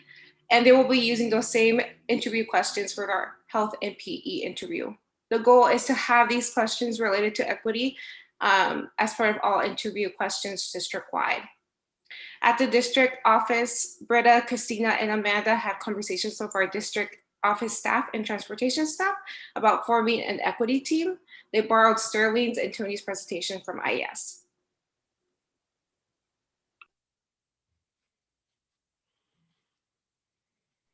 Let me unmute myself. On May 25th, there will be a George Floyd commemoration on Main Street Park Amphitheater at 6:30 p.m. 5 individuals have been invited to speak. Student Dominic Graves, CHS Black Panther Student Union President, Esmeralda Amezcua, CHS Administrative Assistant, Michael Walker, MES teacher, myself, and Jennifer Gubisar, Superintendent. Next slide, please. Central District and Western Oregon University have partnered up to offer professional learning training on anti-racism for members on the District Equity Committee and Building Equity team members. The goal is that those trained will train those in their buildings. The course will feature keynote speakers who are premier voices in contemporary conversations on anti-racist teaching. Educators will emerge with tools for implementation in the 2021-2022 school year. This virtual professional learning opportunity will take place on June 23rd and August 16th through 20th. Dr. Benita Love is scheduled to speak on June 23rd. She is an award-winning author. Her writing, research, teaching, and educational advocacy work meet at the intersection of education reform, anti-racism, carceral studies, evolution, and Black joy. Next slide. Is there any questions? Emily, before you do, there's a chat box on there. Can you get that removed for us, please? Thank you. I don't have a question, but I have a comment, of course. I'm so happy to hear both of your voices. Maria, I don't think I know you personally, but I've seen you around, and I think that that's awesome to have you back in the halls that you were a student at. I too was a Talmadge student, and well, all through 13J, I was a student, and that's what made me want to be board members, to give a voice to our part of the community that hasn't really, when we had a voice, but we haven't had a Latino voice since I think it was 1989. And so I'm happy to be that part, and I'm so happy to see Ms. Diaz as well in Talmadge. Specifically, she came directly from someplace to be that person as an administrator, and that makes me proud, not only of our school district, but of her and the rest of the Latino culture. And yeah, we are 45% Latino, so we need more voices. And as Dr. Cavista mentioned earlier, the steps that we're taking to bring more people that, as you say, look like us. I like that term. I have another part of that minority and being handicapped as well. So I mean, I get it. But I appreciate it. And I know that a lot of our community appreciates that as well as I do. Thank you so much for that presentation. And I'm looking forward to seeing more Latinos come into our workforce. As Cecilia was talking earlier about bringing more into her department, I think there's plenty of departments that we can be more represented, as well as anyone of color. And I'm looking forward to that. Thank you so much. Any other questions or comments? Thank you very much. Yeah. Thank you. Thank you both. Please let the equity. One more question. Sorry. So we had those kids from ACES earlier in the student leadership. Do we have anything like that in Talmadge that's approaching the Latino community at all, or like a separate leadership group in Talmadge? Not yet, but that's our goal. That's we just started our equity team, and that's one of our areas of focus of bringing in our student voices. That's awesome. My son goes to Talmadge, and so I've seen my aunt is an IA there, and she's bilingual as well, and so I love seeing her interact with all the Latino kids there, and there's bright kids everywhere, and I'm looking forward to seeing that group shine in there. Thank you, Maria. Rosa, keep up the great work. Really appreciate you coming tonight. Have a good night. Have a great rest of the week.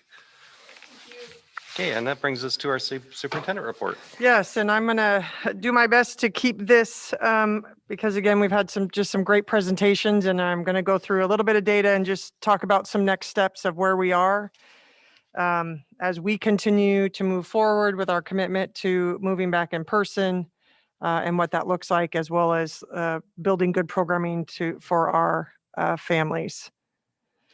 So again, I'm just starting with successes. I think it's really important that we continue to just highlight what we have done well. And again, I'm not going to read through this. I know Alex talked a little bit about the meals served, and we'll continue that through June 2022. Again, we're starting new theater practices. As you heard from a couple of our community members, athletics has been a positive for our students.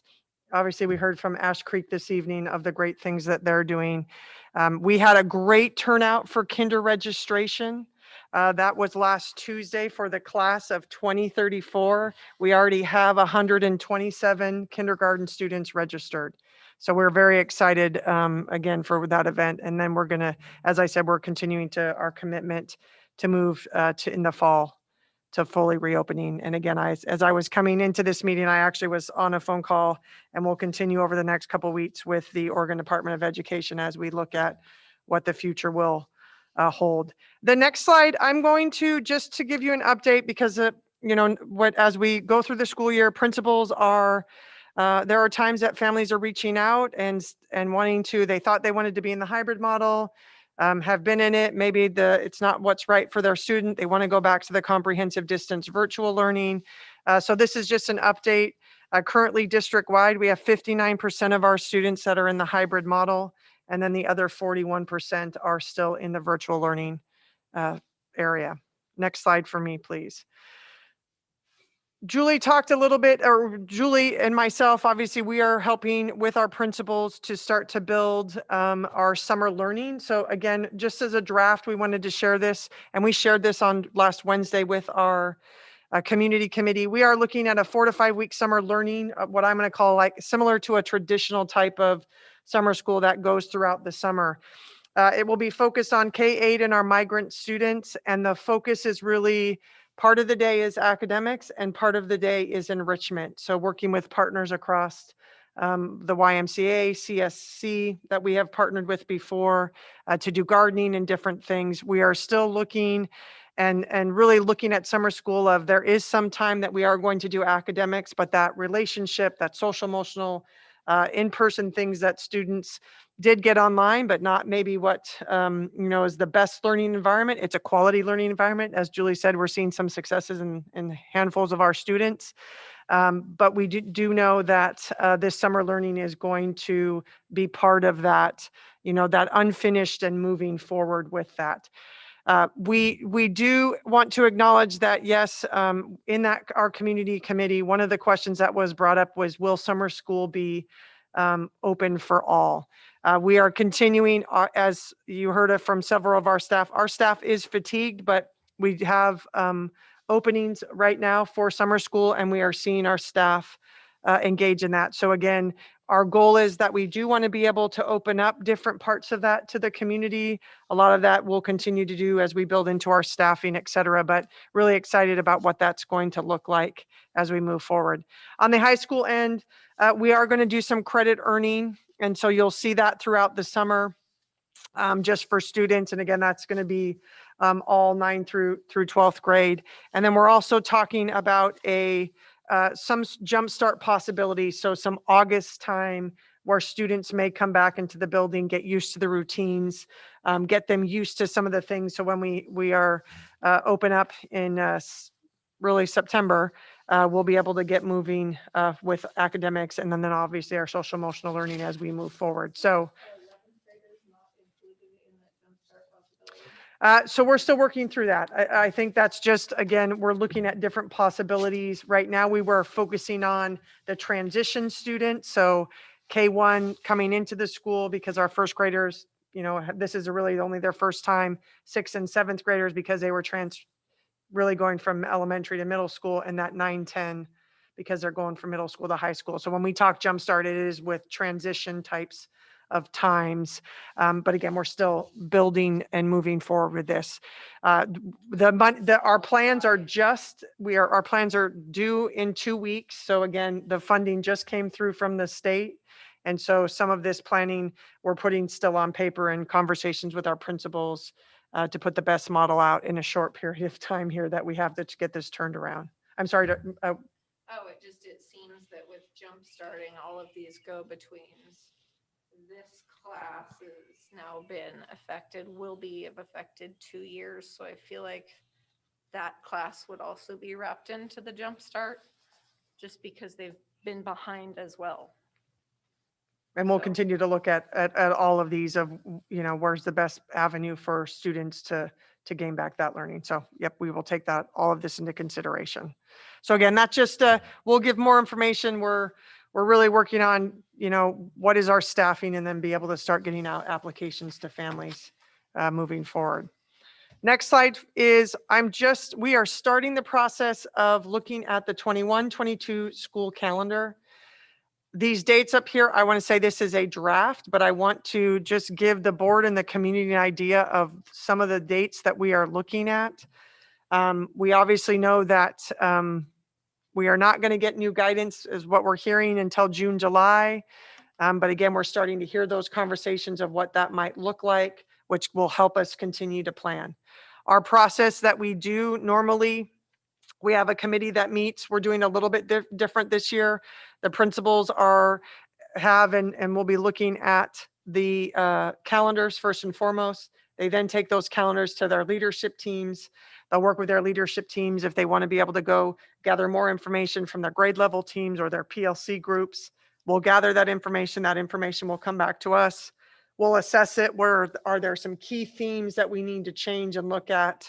And then our goal is to, you know, be able to move forward. Part of that is also, we always have conversations, as I've shared with you before, we have meet and confer, which is we meet with the unions just to talk generally about things and having them look over the contract, or excuse me, the calendar as well. So again, just some dates of when we're looking at that. We're starting to look at that draft. Our goal, as best as possible, is to come to you in June with, it may still be draft, but we're hoping it is a pretty solid calendar for the 21-22 school year. So again, some of these could change. I want to be clear about that as we continue the processes within our buildings, but I thought it was important to just share some of the dates that we're looking at as we begin to plan.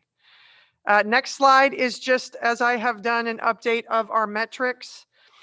You can see this is looking at, it's what we call that 2-week look back. Numbers out today are slightly lower than last week. That's good, but we are still above in the 200. So we're at 207.4. And then our test positivity has stayed consistent at 7%. So that is just where we are with our metrics.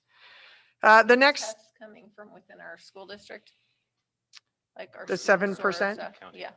That's county County, measures. okay. Yep, county. And I'm going to share a little bit next. So what I wanted to share, when we met last week with our community committee, some questions have been raised in regards to, you know, how do we know that there is an outbreak, or what is going on? You know, are there kids that are being quarantined, whether they're positive or have a close contact with someone? So I just want to share some of there is a report that the Oregon Health Authority does. It's called the OHA COVID-19 Weekly Update Report. In that report, and that is on our website, so we put the link down at the bottom. If you go to our COVID-19 website, right at the top, there is a link to that document.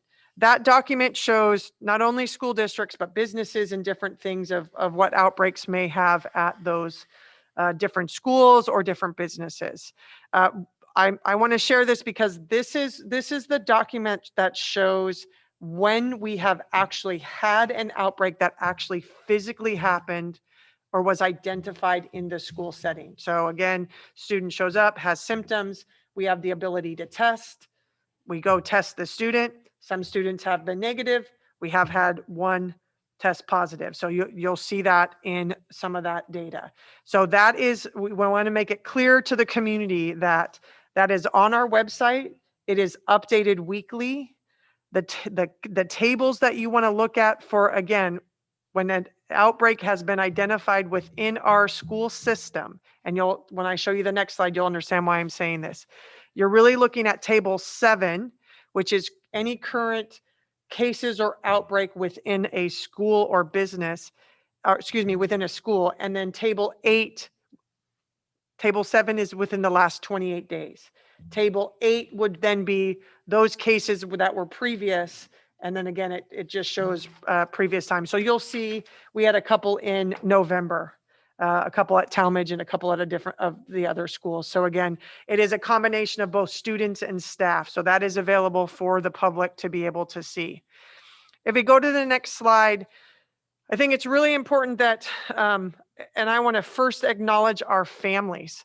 Our families have done an amazing job of, first and foremost, as we have shared, if students are sick, they're keeping them home. That allows us to continue to keep buildings open. The second part of that is they are being very transparent with our administration if their student potentially has been exposed to somebody that, and we call that close contact. So it has been around somebody that may have tested positive. That's called a close contact, or that they have tested positive for COVID. So that first number is really our internal student data that we have collected in collaboration with our families. And I, again, cannot thank our families enough for the continued transparency and communication with us so that we can support. So we have had one case that came from the Polk County Health Department. So they informed us of a positive case because we do have that communication back and forth. So that top part, which shows right now, we have had families reach out to us. 8 have identified students that have tested positive, and then 34 students that have been in close contact with a positive person. Again, these are not that they have happened at our school, but that families have done a phenomenal job of communicating with us and keeping our building safe. And I want to say that very clearly. We are very thankful for our community.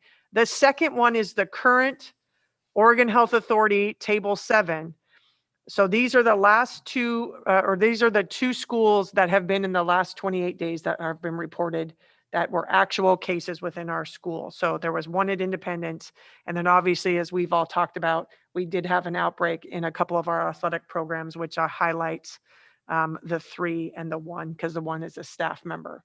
So I just want to give you that idea of, yes, we know that there are cases out there. We are very thankful, but we are doing a very good job of being in the hybrid model and working collectively together to make sure we don't have spread, so we can, again, with the commitment to move in the fall, this is helpful data, and this is helpful how families are, where they need to quarantine and keep students home because they do have to stay home for 14 days once they do that. So again, I think that's just really important information. Can I ask you a quick question? Sure. In regards to that upper table up there. So of the 8 positive cases, there were 34 kids or no, students. so there are 8 to wait. Those are 2 separate numbers. So the positive plus is that we have families have identified that their student has tested positive for COVID. The So 34 that 8 families or 8 actual persons? That's different students Okay. from different buildings. The 34 are what's called close contacts. So they have, it could be a parent got COVID, they're in the same household. So, that's considered a close contact. So we have 34 students that have been out on quarantine because of a close contact to somebody else that has tested positive So for do we have COVID. numbers of those 34 that actually got it? Nope, we don't. For us, all we care about is how many days they need to be quarantined before we can get them back into school. Now, we have a open communication with Polk County, so should anything change, we are always in constant conversation to make sure, we're giving them the data that we have from families, and then they're giving us data that potentially we may not have from families, to just make sure there's a lot of cross-referencing to Sure. support and keep the schools safe. And we, again, very thankful to everybody who is continuing to be transparent with us. And it is greatly appreciated from us as our community members and families do that through So the one rest of the year. question of those 34 that were close contact and had to be quarantined, are they now back in school, or I mean, did they days? Do we not have that information? We do, but that starts to get into pretty detailed information, and so we have to be careful because of FERPA. But FERPA, yes, our principals have access. Continue to work with families. This is the day you can come back in. Trying to make sure that we can give them still the learning environment. While they're in quarantine. So, yep, that we have built a document that principals really use every morning. They're on the phone call with Jason Clark a lot because they've received a phone call. So we're just wanting to make sure that we track and just can show that, yes, we have cases, but really we have built models that is allowing our schools to be safe. And again, this is a good pathway for us to really be committed to starting in person full time in the fall because of some of the systems that we have put in place. All right, thank you. So last piece, I just want to add a couple pieces of other updates. If you can go to the next slide for me.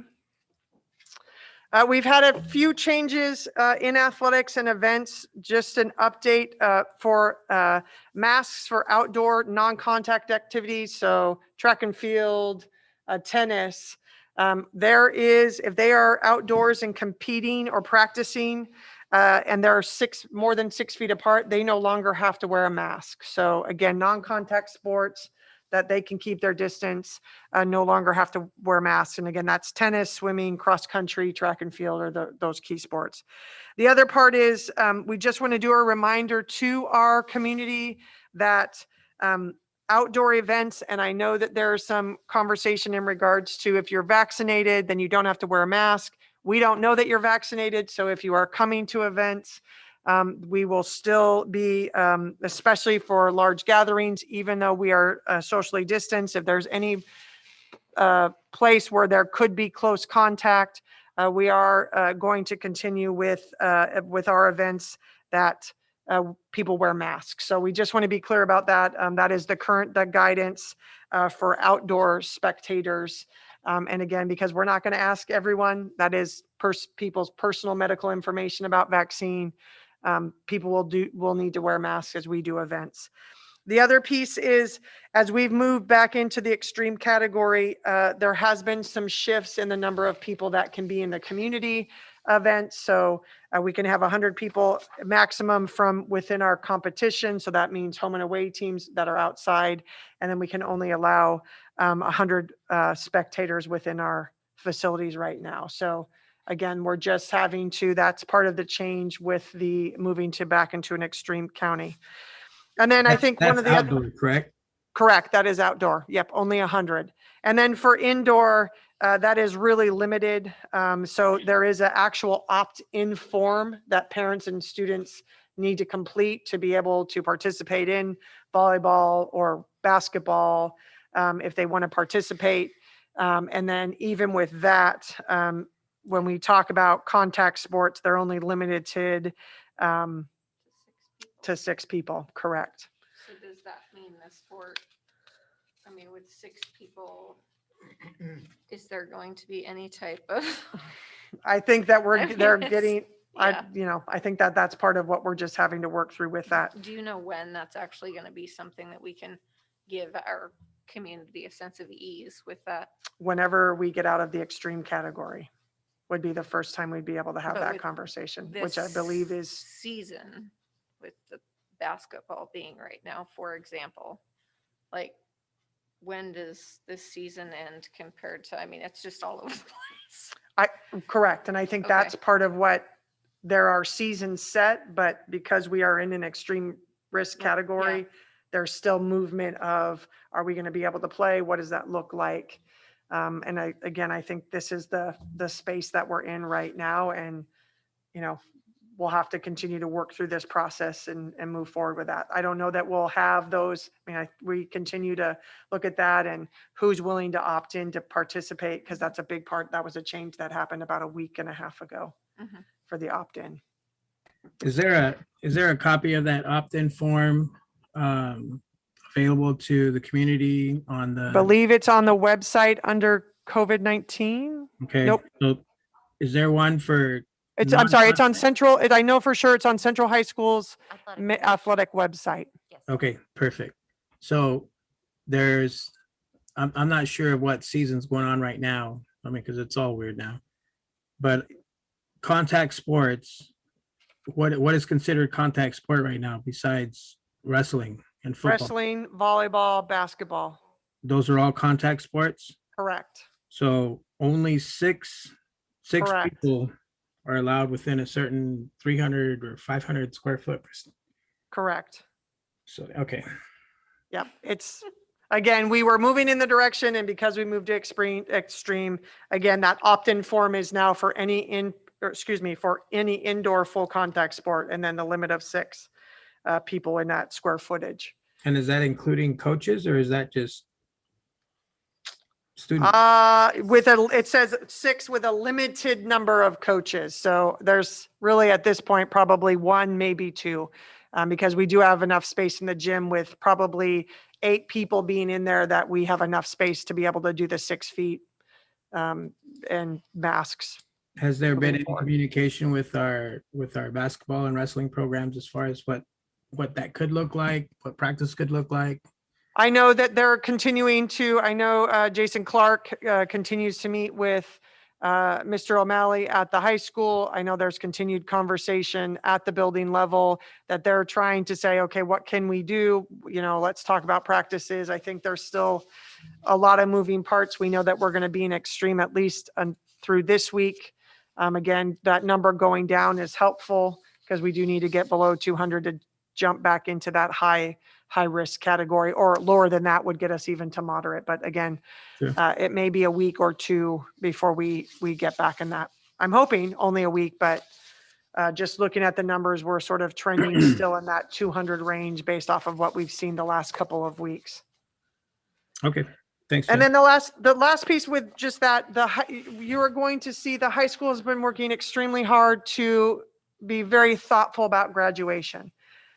You're going to see some communication come out in the next week or so, really focused on, depending on what level we're at, what that graduation is going to look like. Part of the reason the high school wants to get that information out is to really prepare so families can have that conversation depending on what that pathway looks like by June 4th. They have been very thoughtful. I think they've worked really hard. So more information will be coming out to families and graduating seniors here shortly. 2 last things. So the Central Health and Wellness Center, Salem Health, which is a community partner with us, obviously in their connection with the Central Health and Wellness, they are in the process of obtaining vaccines at the clinic, which is very exciting because right now, really, it has only been at Western Oregon. So not only will our Central Health and Wellness, but any family clinic in our area this week should start receiving vaccines. They don't know yet the consistency of the vaccine quantities. They do know it will be Pfizer because Pfizer does work for 16 and older. We'll continue. There was information today released that there might be in the next few weeks that is going to be approved for 12 and older. Starting next week, 15 years We're working old. through that, when that consistency or the numbers that they will get. At this point, they're only going to be offering it if you have an appointment. But again, we're going to continue to have that conversation with them if there's some flexibility of doing that. Again, we think this is really important because it's another option Again, we talk about the tools in our toolbox, and the vaccine is one of those tools. So we'll continue to keep families informed of that expansion and what that might look like to make it easier for families and students who are over 16 that may want to get the vaccine. And then my last thing before I just show you some next steps that we're still working through. I know that there's been a lot of conversation, and Vidal, you asked earlier of Cease about the Central Online Academy. I want to make it clear with the board that we do need to move forward, or we will be moving forward with building an online academy. Part of the reason we need to do that is we cannot build from a K-12 of what our master schedules FTE is if we are going to build an online school, because we need to know how many students, for example, K-12 would go into that online academy. Again, that affects our master schedules at the secondary level, that affects potential FTE at all levels of what that looks like. We do have the funding, as C says, that would come out of the CARES Act, but we know that this approach has been really successful for students. Again, I know I've shared data with you in the Friday reports to give you that idea. So we are moving forward with these next steps with that approach of, setting it up as a school and starting to get, we do have a registration online, so we can start to see, families that will be able to do that. It is easier to put kids back into a schedule than pull them out. So when you're talking with, as an example for Talmadge and Central High School, for them to build their schedules, they need to have solid numbers. It's harder to pull kids out than to put them back in. Both is difficult, but we do believe we are going to have families that will continue online, and enough that we can run a separate program and then work through where we need to make those adjustments as we move forward. Are we doing that alongside? I know K-12 has a new name now. Stride. So we'll continue that. Part of this conversation Are they of a part looking, of this? part or of that conversation will be looking and having conversations, obviously, with our union groups, because there are times when we're talking about FTE. There's going to be conversations with them on what this looks like. Yes, K-12, and we also use a company called Edgenuity, could be part of that process as we work through with our teaching staff. So again, all of that is, we've got to begin to be able to move forward and building those, not only for the students that want, so then we can also see, it may give us some breathing room for having all students back in the building as well, as we continue to move forward. So we are going to move forward with that. We think it's really important to start that process. Just out of curiosity, I don't want to move backwards, but do we ever know, did we ever hear or find out anything about the books that were in people's homes? Did they get back to schools? Yep, and we actually have told the principals continue to communicate out, and we have gathered all the materials from families. We've communicated out that they can drop them off at the district office. So So they're not all the way back here yet. They're just For kind of s- floating around still. we know where all the materials are. If anybody wanted to turn materials in, we have them here in the district office. Okay. Yep. After we had that board meeting, we wanted to get communication out, and our principals continue to do that. But we have brought all the materials to this spot that are not being used. Okay. So next steps, again, we're continuing obviously with our Polk County Collaborative. We'll continue to monitor our testing, our cases and our test positivity. Again, that summer school programming and planning we're in the midst of.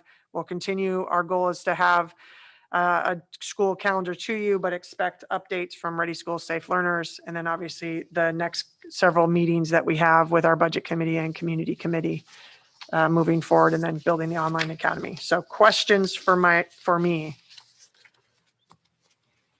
The online academy will be K-12. Yes. Again, we'll continue to, like I said, there's a lot of different models out there. We'll continue to have conversation with our unions at Meet and Confer, what that might look like. And again, all of that is just why we want to start moving forward. And we do need to do that to allow our building principals to build for next year. Because this is the time that we are truly starting to close the school year, and hear that because we're doing a lot of different activities, and students and families and teachers are engaged in that. But there's also, we are starting to pivot to plan and build for the 21-22 school year. So as we've committed to the 2021-22, is that right? Next year in person, and that's the way we're building, will those full-time online things be set up, ready to go when school starts? That's why or we're- will there be drizzling No, around? that's why we're like- trying to get going right now. We want to have that built. Really, So it's all at the same time. correct. And Yep. I It's think going to look, I want to be clear, it's going to look different. What virtual, and again, we've learned a lot virtually, and that's going to be part of our conversations as we move forward.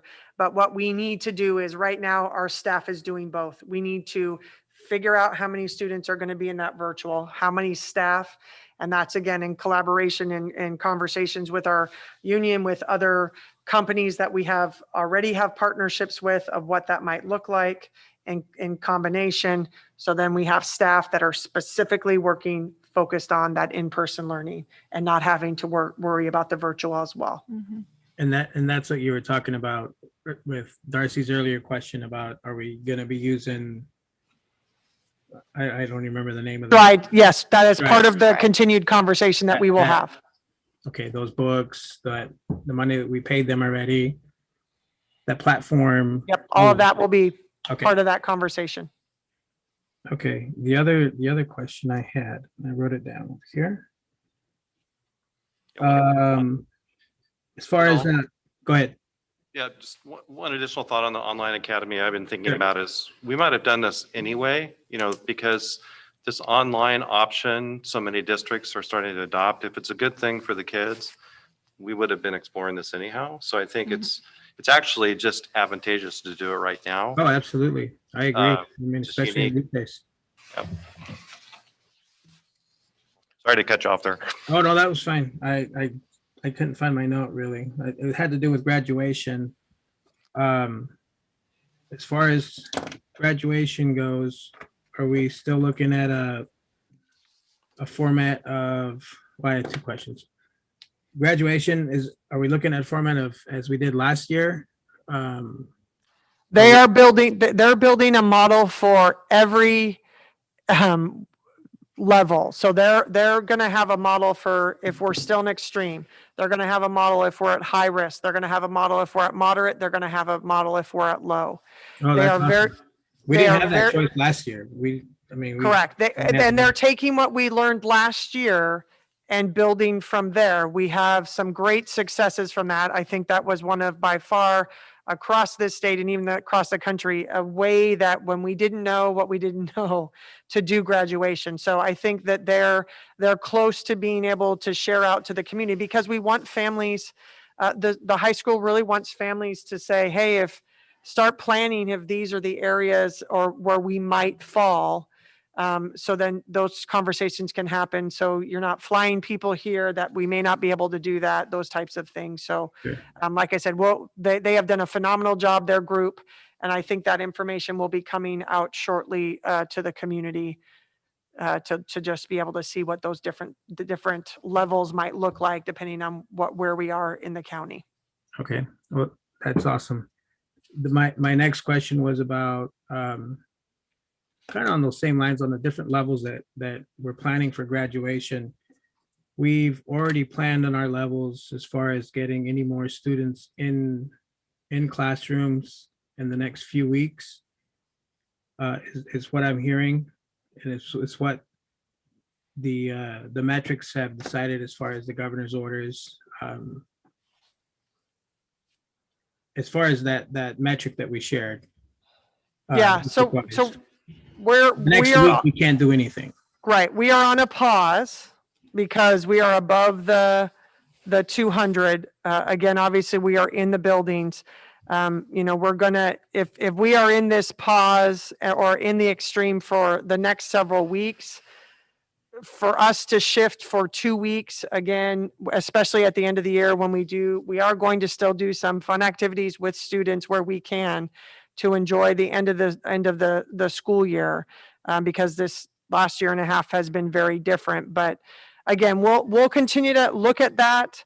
I think right now my response is because we are above the 200, we are pausing in what that looks like. We'll continue to look at the weekly. I'm in conversation with principals. Are you having movement? Are more students, because each principal does actually have a wait list of students that do want into the hybrid model. And so we are having some movement, as I've shared in the Friday report with some of that data.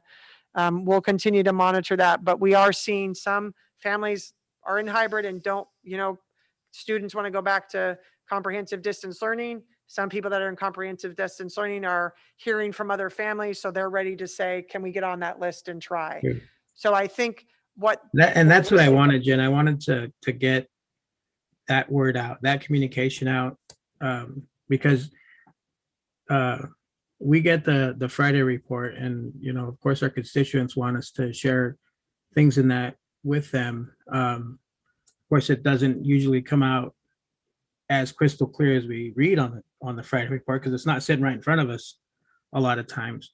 But in response to some of the questions from the floor today, there's things that are wanted and things that could make sense, but are we able to do them? Not right now because of the government guidance. So I just wanted to let the public know, yes, we hear that, but can we get there the next 3 weeks, the next 4 weeks, the next 6 weeks? Maybe not. That type of, I don't want to use the word commitment like we're talking about for next fall, because it is up in the air. So just those types of answers, I think the public really wants, just plain and simple, black and white, even though there's a lot of gray area, it's hard to give that black and white answer. There are So- some of those things. Go ahead, sorry. Go ahead. I was done. Oh, just there are some things that I think just with being involved as a parent with some things for seniors in the last month or so that I think could help give students some more, I don't know, maybe freedom, so to speak. I've been having a lot of students ask me about why they can't decorate their caps, and people keep saying that it's, they're worried about politics, they're worried about politics, they're worried about politics. But that's something that seems, for me as a parent, and also that it's a creative form of expression. And we always have the ability to, even in schools, if we don't like the t-shirt they're wearing, we don't let them wear it. So right. And my suggestion would be if students are having that, I want to make sure that they're getting to the right pathway, which would be both Mr. Baldwin and Principal Servignon to be able to have that.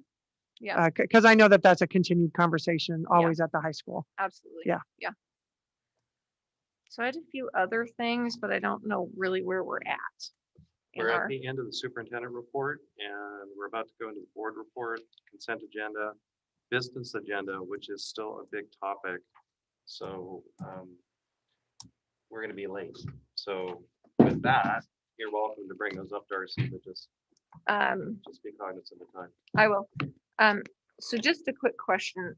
Who is our curriculum director right now? Julie Howman. Okay. And then I have a question with regards to how we get our board reports. I know this is something that's been different in the past, but we're all busy. We've got 100 things going, but when I get my packet, maybe at the earliest in my email on Thursday or Friday for the board meeting that's on Monday, I don't feel like I can give my best amount of time to it when, for example, I have weekends with my family. Yeah. So Our goal is to try and get them up Wednesday, the Wednesday before the board meeting. This week, Transact, which is the company that we work with, they have been down for over a week. So we have had to, this month's board packet, was the old school pull together, which again, we were hoping that it would be up. But normally our goal is to try and get things to you all on the Wednesday before the board meeting. I think we can continue to have that conversation about, when you would like. I know that part of that is in our superintendent and board agreement, which we're going to review at the retreat in June. So if we need to make adjustments to that, we can definitely do that. But this week, we did have an issue with the platform that we post our agendas on, which caused us great havoc. And that's Yeah. why you didn't get that first draft until Friday. I understand that. I'm for myself as a board person and the things that I am involved with, I would like to get them the Friday or weekend before. So I will add that to our retreat agenda to talk about in our communication agreement. Yeah, I think one observation is it's got to be the complete packet. It's not just the agenda, but if there is like like Julie's presentation, I don't think that came out on Friday. Yeah. I think we saw it for the first time tonight. Yeah. And Yes, I and we will get that think to our you. operating agreement says Mhm. it's, all reports. So Yeah. Yes. just as a reminder. Yep. Yeah. And then I know that this is kind of moving backwards, but somehow we shifted. With regards to K-12 or Stride, I know I brought this up originally, but there still are a lot of people out there who have the materials and books stacked up in hallways and closets and even in backs of cars because they've been taken to schools, and staff and teachers have said, we don't have room for them here, please take them home. And that is still a concern of mine, is that there's stuff floating around there that's of Okay, value. we will be very clear with principals that if anybody brings materials that they will take them. And then my last thing is where are we in our evaluation process for this school year in 2020, 2021? The superintendent evaluation, Yes. we are just coming up on the time period to do that. We did one in the fall and we'll do one again this spring. Okay. And are we following the timeline for that? Because it seems that they kind of always, there's a year-round timeline according to OSBA and COSA's workbook. Yeah, I think we are. I think we've been doing the evaluations each year. I did one in the fall, which was later last year. We postponed it because of COVID during the May, April timeframe. That wasn't a good time to do a superintendent evaluation. So I sent a 360-degree survey in September, October last year. Sent it. I think all the board members were on that. A number of people that we worked on together. We solicited that input and I provided that input to Jennifer just before the holiday break. And so we'll do something similar to that here coming up. And yeah. So in terms of a deadline, is there actually a deadline then, for example? There is a deadline. I think we're a little bit beyond that, but we do have the flexibility as long as we mutually agree to what the timeline would be. Okay. What can I ask what the deadline is? No, March is, March is if you're not going to retain me. So you are required by law. Is it the evaluation or the contract that you're asking about? I'm talking about the evaluation. So the evaluation just needs to be done by the end of the school year. So districts do it in different ways. Districts can do it. If that's, again, some of that we can continue to talk through in our board, agreements. But again, I know that at least in the last 2 years, we've tried to, or the goal is to get that done. And obviously last year was a little bit different, but by the end of the school year. So to be clear, we did miss the deadline by a little bit this year. Is that? No, I would not say that. I'm just verifying what Steve just said. I'd have to get back to you. I don't remember off the top of my head technically if we've missed a deadline. We did it in the fall because of COVID. This has not been a typical year. I know it hasn't, but based on what you just said, you said we've missed it by a bit. to And get that's back why to I'm you. asking. I don't know. Okay. I think we'll need to double check that Is there- timeline, because now it's public, and I'm sure I'm going to be getting a lot of even more questions than I already get. So if we can put that on the next in between now and the next agenda, that would be fantastic, so that I can give a proper response. Yeah, we can do that. I can send a note out to the And board. I know it's an odd year. It's a crazy year. It's Yeah. so, but I know that the public's gonna want that now. And actually have asked me in the past as well. I didn't know what to answer. It's fine. I'll respond tomorrow with an email to the board with exactly what has transpired with the evaluation and what the dates are. Okay. Mm-hmm. Thank you. All right. Anything else for Jennifer? Okay. So for my update, we've got the meeting dates in the board packet. We did have a question from, or an email that came into the board about potentially doing some policy work tonight about potentially changing the schedule at the high school. And just as a reminder, that particular email and recommendation is something that we have to keep in mind. What's policy work versus what's regulation work or the work of the administration team. Setting the schedules would fall into the responsibility of the superintendent and the administration team. We would set the policies to ensure that we are meeting the state requirements for instructional hours or approving the overall calendar for the year. We do have policies to that effect. So that particular request fell outside of a policy piece of work, fell more into the responsibilities of the administration.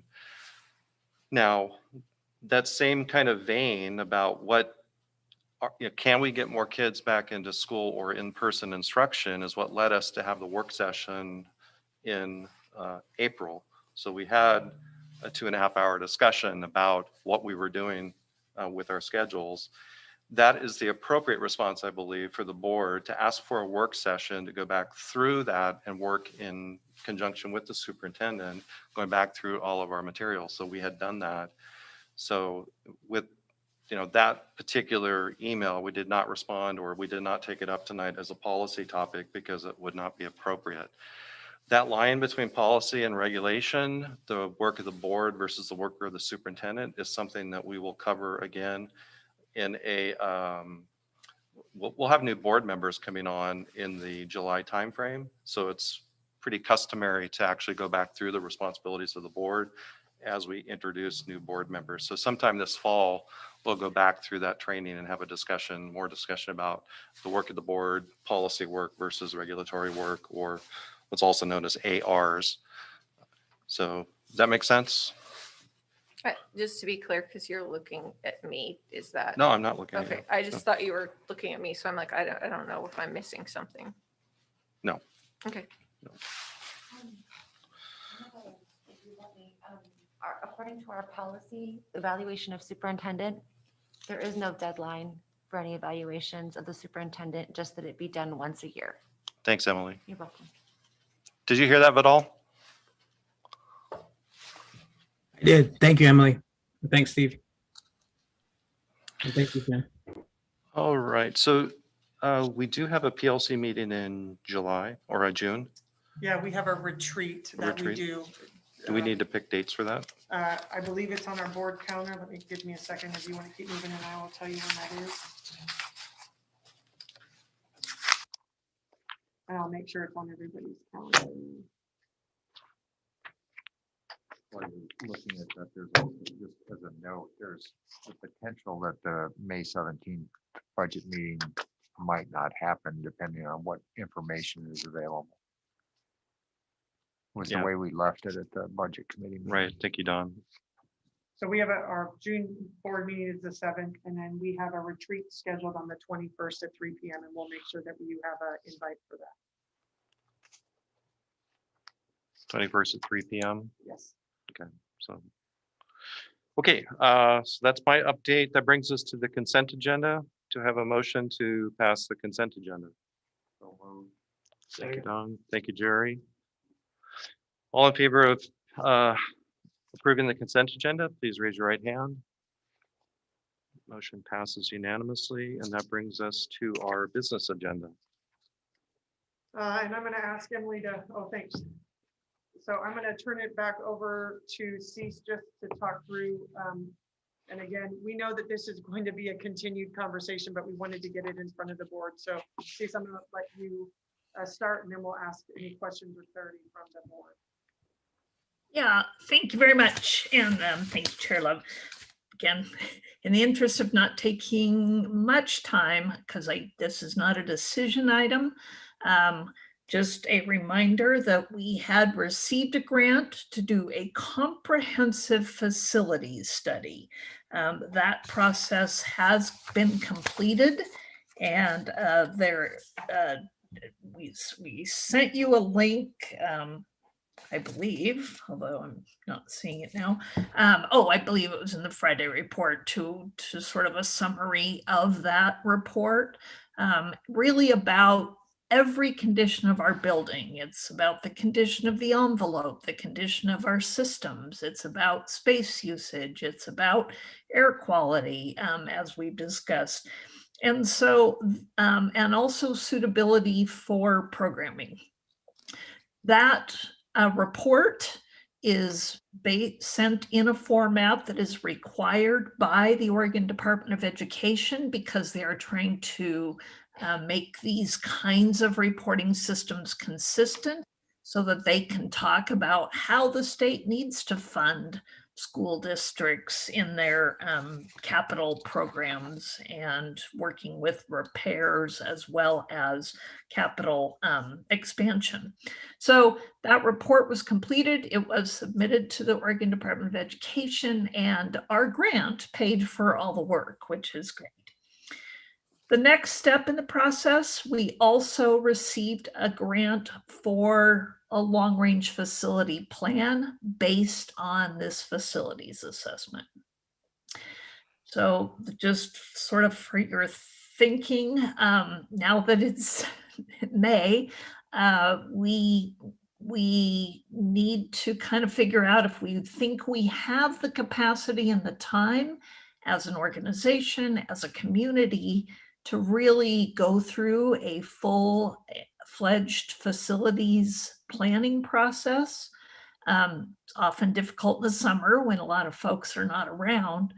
And if we choose to do that, we will get a contractor for that and get that started, because the grant that we receive has to be spent by December 31st. If we decide this is not a great time for us to go forward with facilities planning, that's fine. You know, we can obviously, with things still in flux, as we've talked about so much tonight, not knowing what demands for our facilities will be, and the board chooses to delay that process a little bit, that's fine.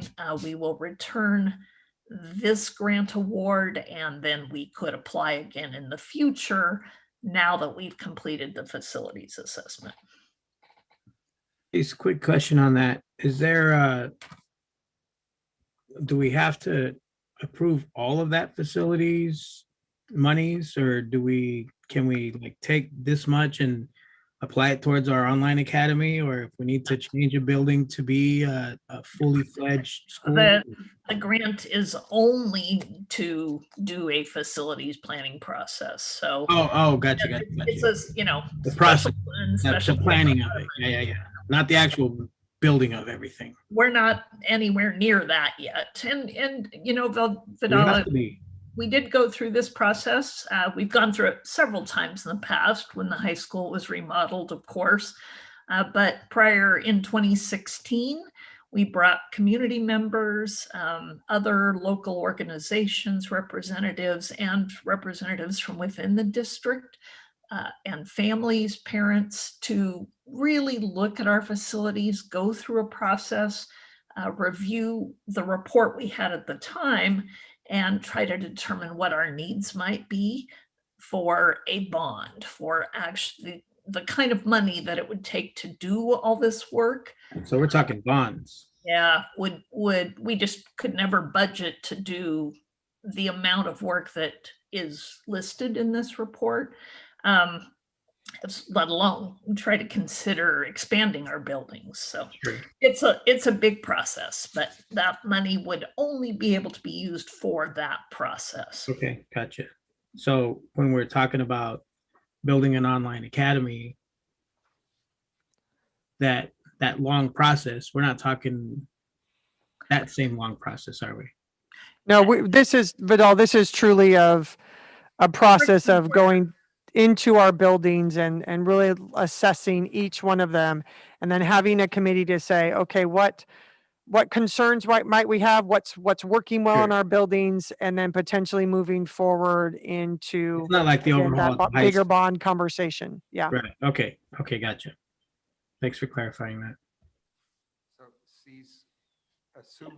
So basically, the only decision or input that we might generate tonight would be whether or not to push forward with trying to do something before the end of the year or to put that off. And I guess the two things I'd say, first of all, how long is this report good for? I mean, obviously, we can't just hold on to it for 5 years and then come back and say, well, we did our assessment. Can we now do a long-range plan?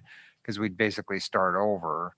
And then the other issue is sort of, if we put it off, how far behind are we? Because we've started this process a couple of times and ended up running into pandemics and other sorts of things. So, yeah, the process, this report, this facilities assessment, ODE, if we are to either get the additional planning grant or if we go forward with a decision to go out for capital improvements, the only requirement from ODE is that you have a facility assessment that's no more than 5 years old. So that part is okay. And then, as you say, I mean, the planning process is only the beginning. Certainly, you know, that sort of 18-month time frame to begin the planning, determining what the conditions are under which we might need to ask for additional money. So whenever we start, we've got at least 18 months to go through a really full process. to get all the way to a bond. Get to a bond. Right. So I guess my input would be, it seems we ought not to be slamming on the brakes. I understand that we don't have a full fuel tank to race forward on this right now. But I think saying that we're just not going to do it this year, I think we just lose too much momentum to the point where we end up saying, well, we need a new building and we need it now. And that just can't happen. So that's my 2 cents Yeah, worth. and I would not disagree with that. I think that we are to a point of, I think, and again, in conversation with my leadership team, and that includes our building principals, and you know, having that conversation of this is some of the next steps that we potentially need to take within the school district. They understand that. Obviously, if we get to that point where we're talking about a bond, we all know that that is you know, just lots of, we want to be able to talk through the growth and the good things in our buildings, the concerns we have. I think this process, we could build this into next year.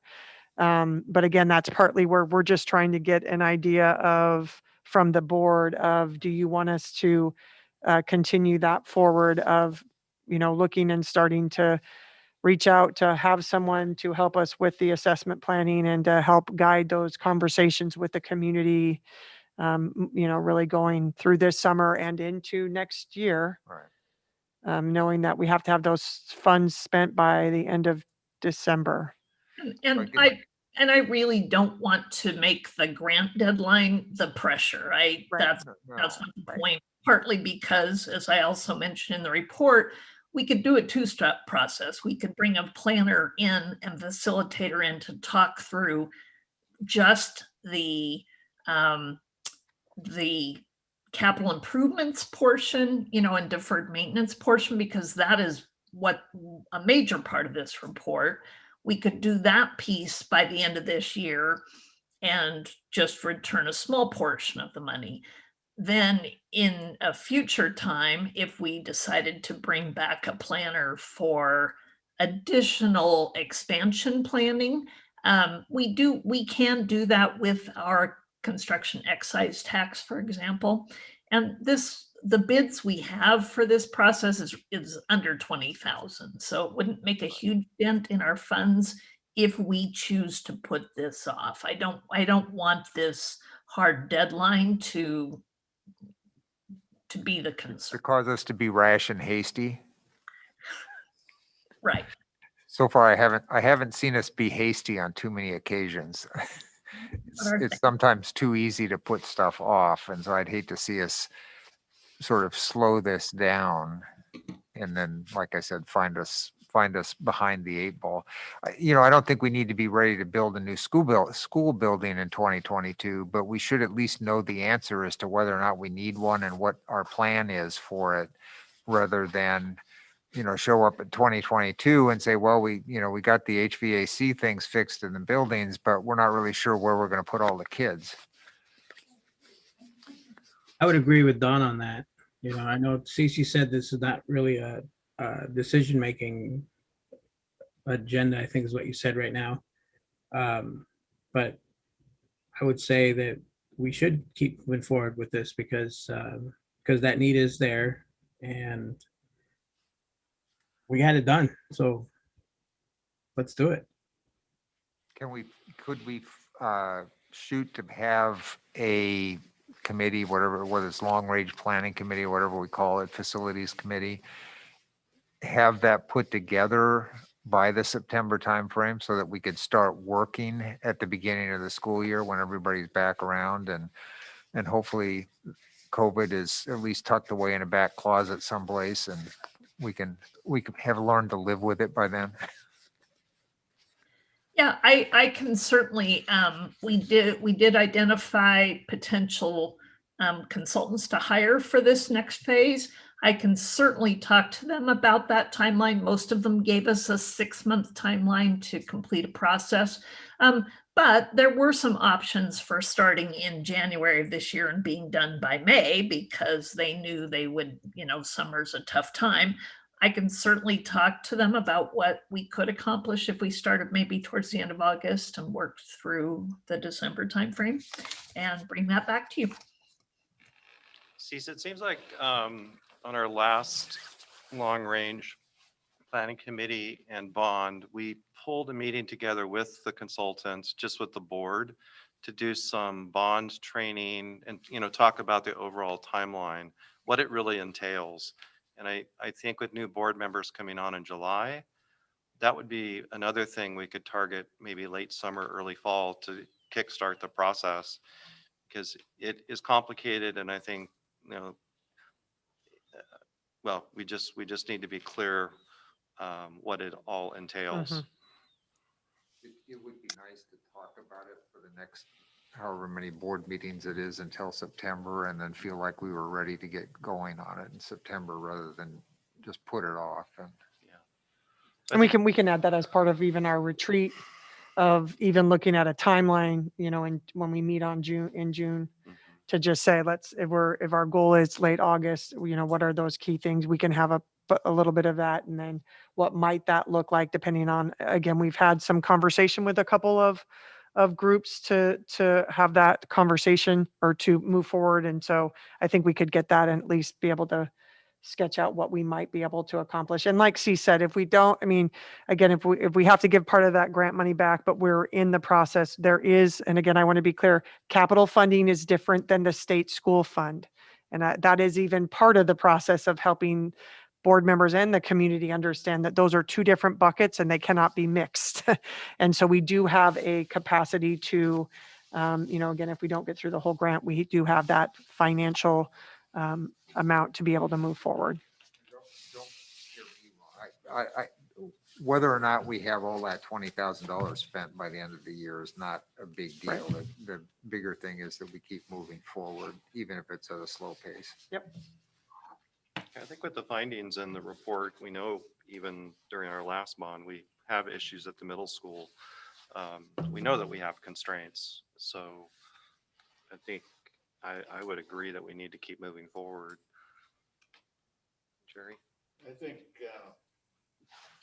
the bond would have a lot better chance of passing after this coming school year, so that most of the kids are back in school and people are starting to like the school district again, because a lot of the public doesn't like us very much. And once school is going pretty much normally, whatever that is, then people will forget about a lot of the resentment because of the online thing where a lot of kids are getting left behind. And so that they'll forget about that, and then they're more likely to vote yes. Yeah, I think that makes sense. All right, I feel like I have enough direction to move. Thank you very much. Thank you, Cease. Cease, was there another topic, award a RFP or? Nope, sorry, that was in a first draft of the agenda. We have put out an RFP to try and get a real estate broker or firm to move again on those properties, the Eola School and Oak Grove School. We did not receive any applications or proposals by our deadline, so we have done a different marketing tactic, and hopefully I'll have that for you in the future. They're all too busy selling overpriced houses. Yeah. Right. All right, thanks, Cease. So that brings us to comments by individual board members, and then we will be adjourning into executive session. Anyone like to share some closing thoughts? Okay. I just would like to I would like to make sure that we really coincide with whatever the metrics are for graduation, at least. Those, Jen, you had talked about those different levels of, if we're here, we're going to try this. If we're here, we're going to do this. If we're here, we're going to do that. I would like that to be able to be communicated to the public, and then, hopefully it could be something like the way we are right now as far as in-person school goes in the hybrid model.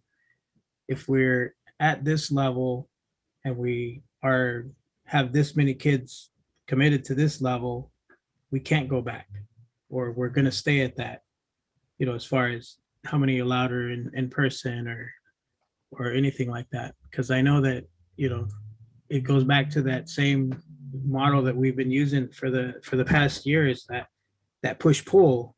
It's detrimental to the social emotional aspect of our kids. To tell someone they're going to have a graduation and then say, never mind, it's going to look like this. I think we really need to concentrate on that. That would be my thought. Yep, and they will have that communication out. Again, they are working on that, and our goal is to be able to get that out so people can plan accordingly. So yes, we will. Yeah, especially that I know part. that is coming. Okay, thank you. Can we ask for an update on that from someone, like at the beginning of the June meeting? For graduation? Yeah, just kind of how things are That's going. going to be coming in the next, probably Oh, later okay. this week. I just Yeah. had no idea. Graduation will be before the Yeah, next. we're trying to, yeah, that's we're what I'm trying to, thinking. we're trying to get that communication out.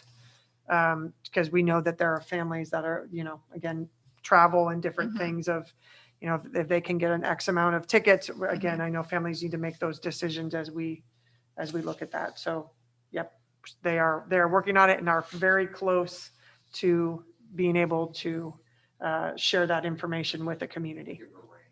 Yes, correct. Okay, with that, we will be moving to executive session. Are we doing both Yes, sections? yes. Okay. It should not take very long. Okay, under the provisions of ORS 192.660 open meeting law, the board of directors will enter executive session for the following purpose: to conduct deliberations with persons designated to carry on labor negotiations. Under the provisions of ORS 192.660 open meeting law, the board of directors will also enter into the executive session for the following purpose: to consider the employment of a public officer, employee, staff member, or individual agent. The board may return to open meeting to take action on executive discussions if needed, but I don't believe we're expecting that tonight.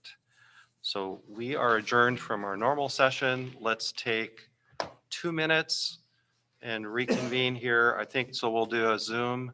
We'll have all others drop off. And just need a quick 2-minute break, and then we'll get started.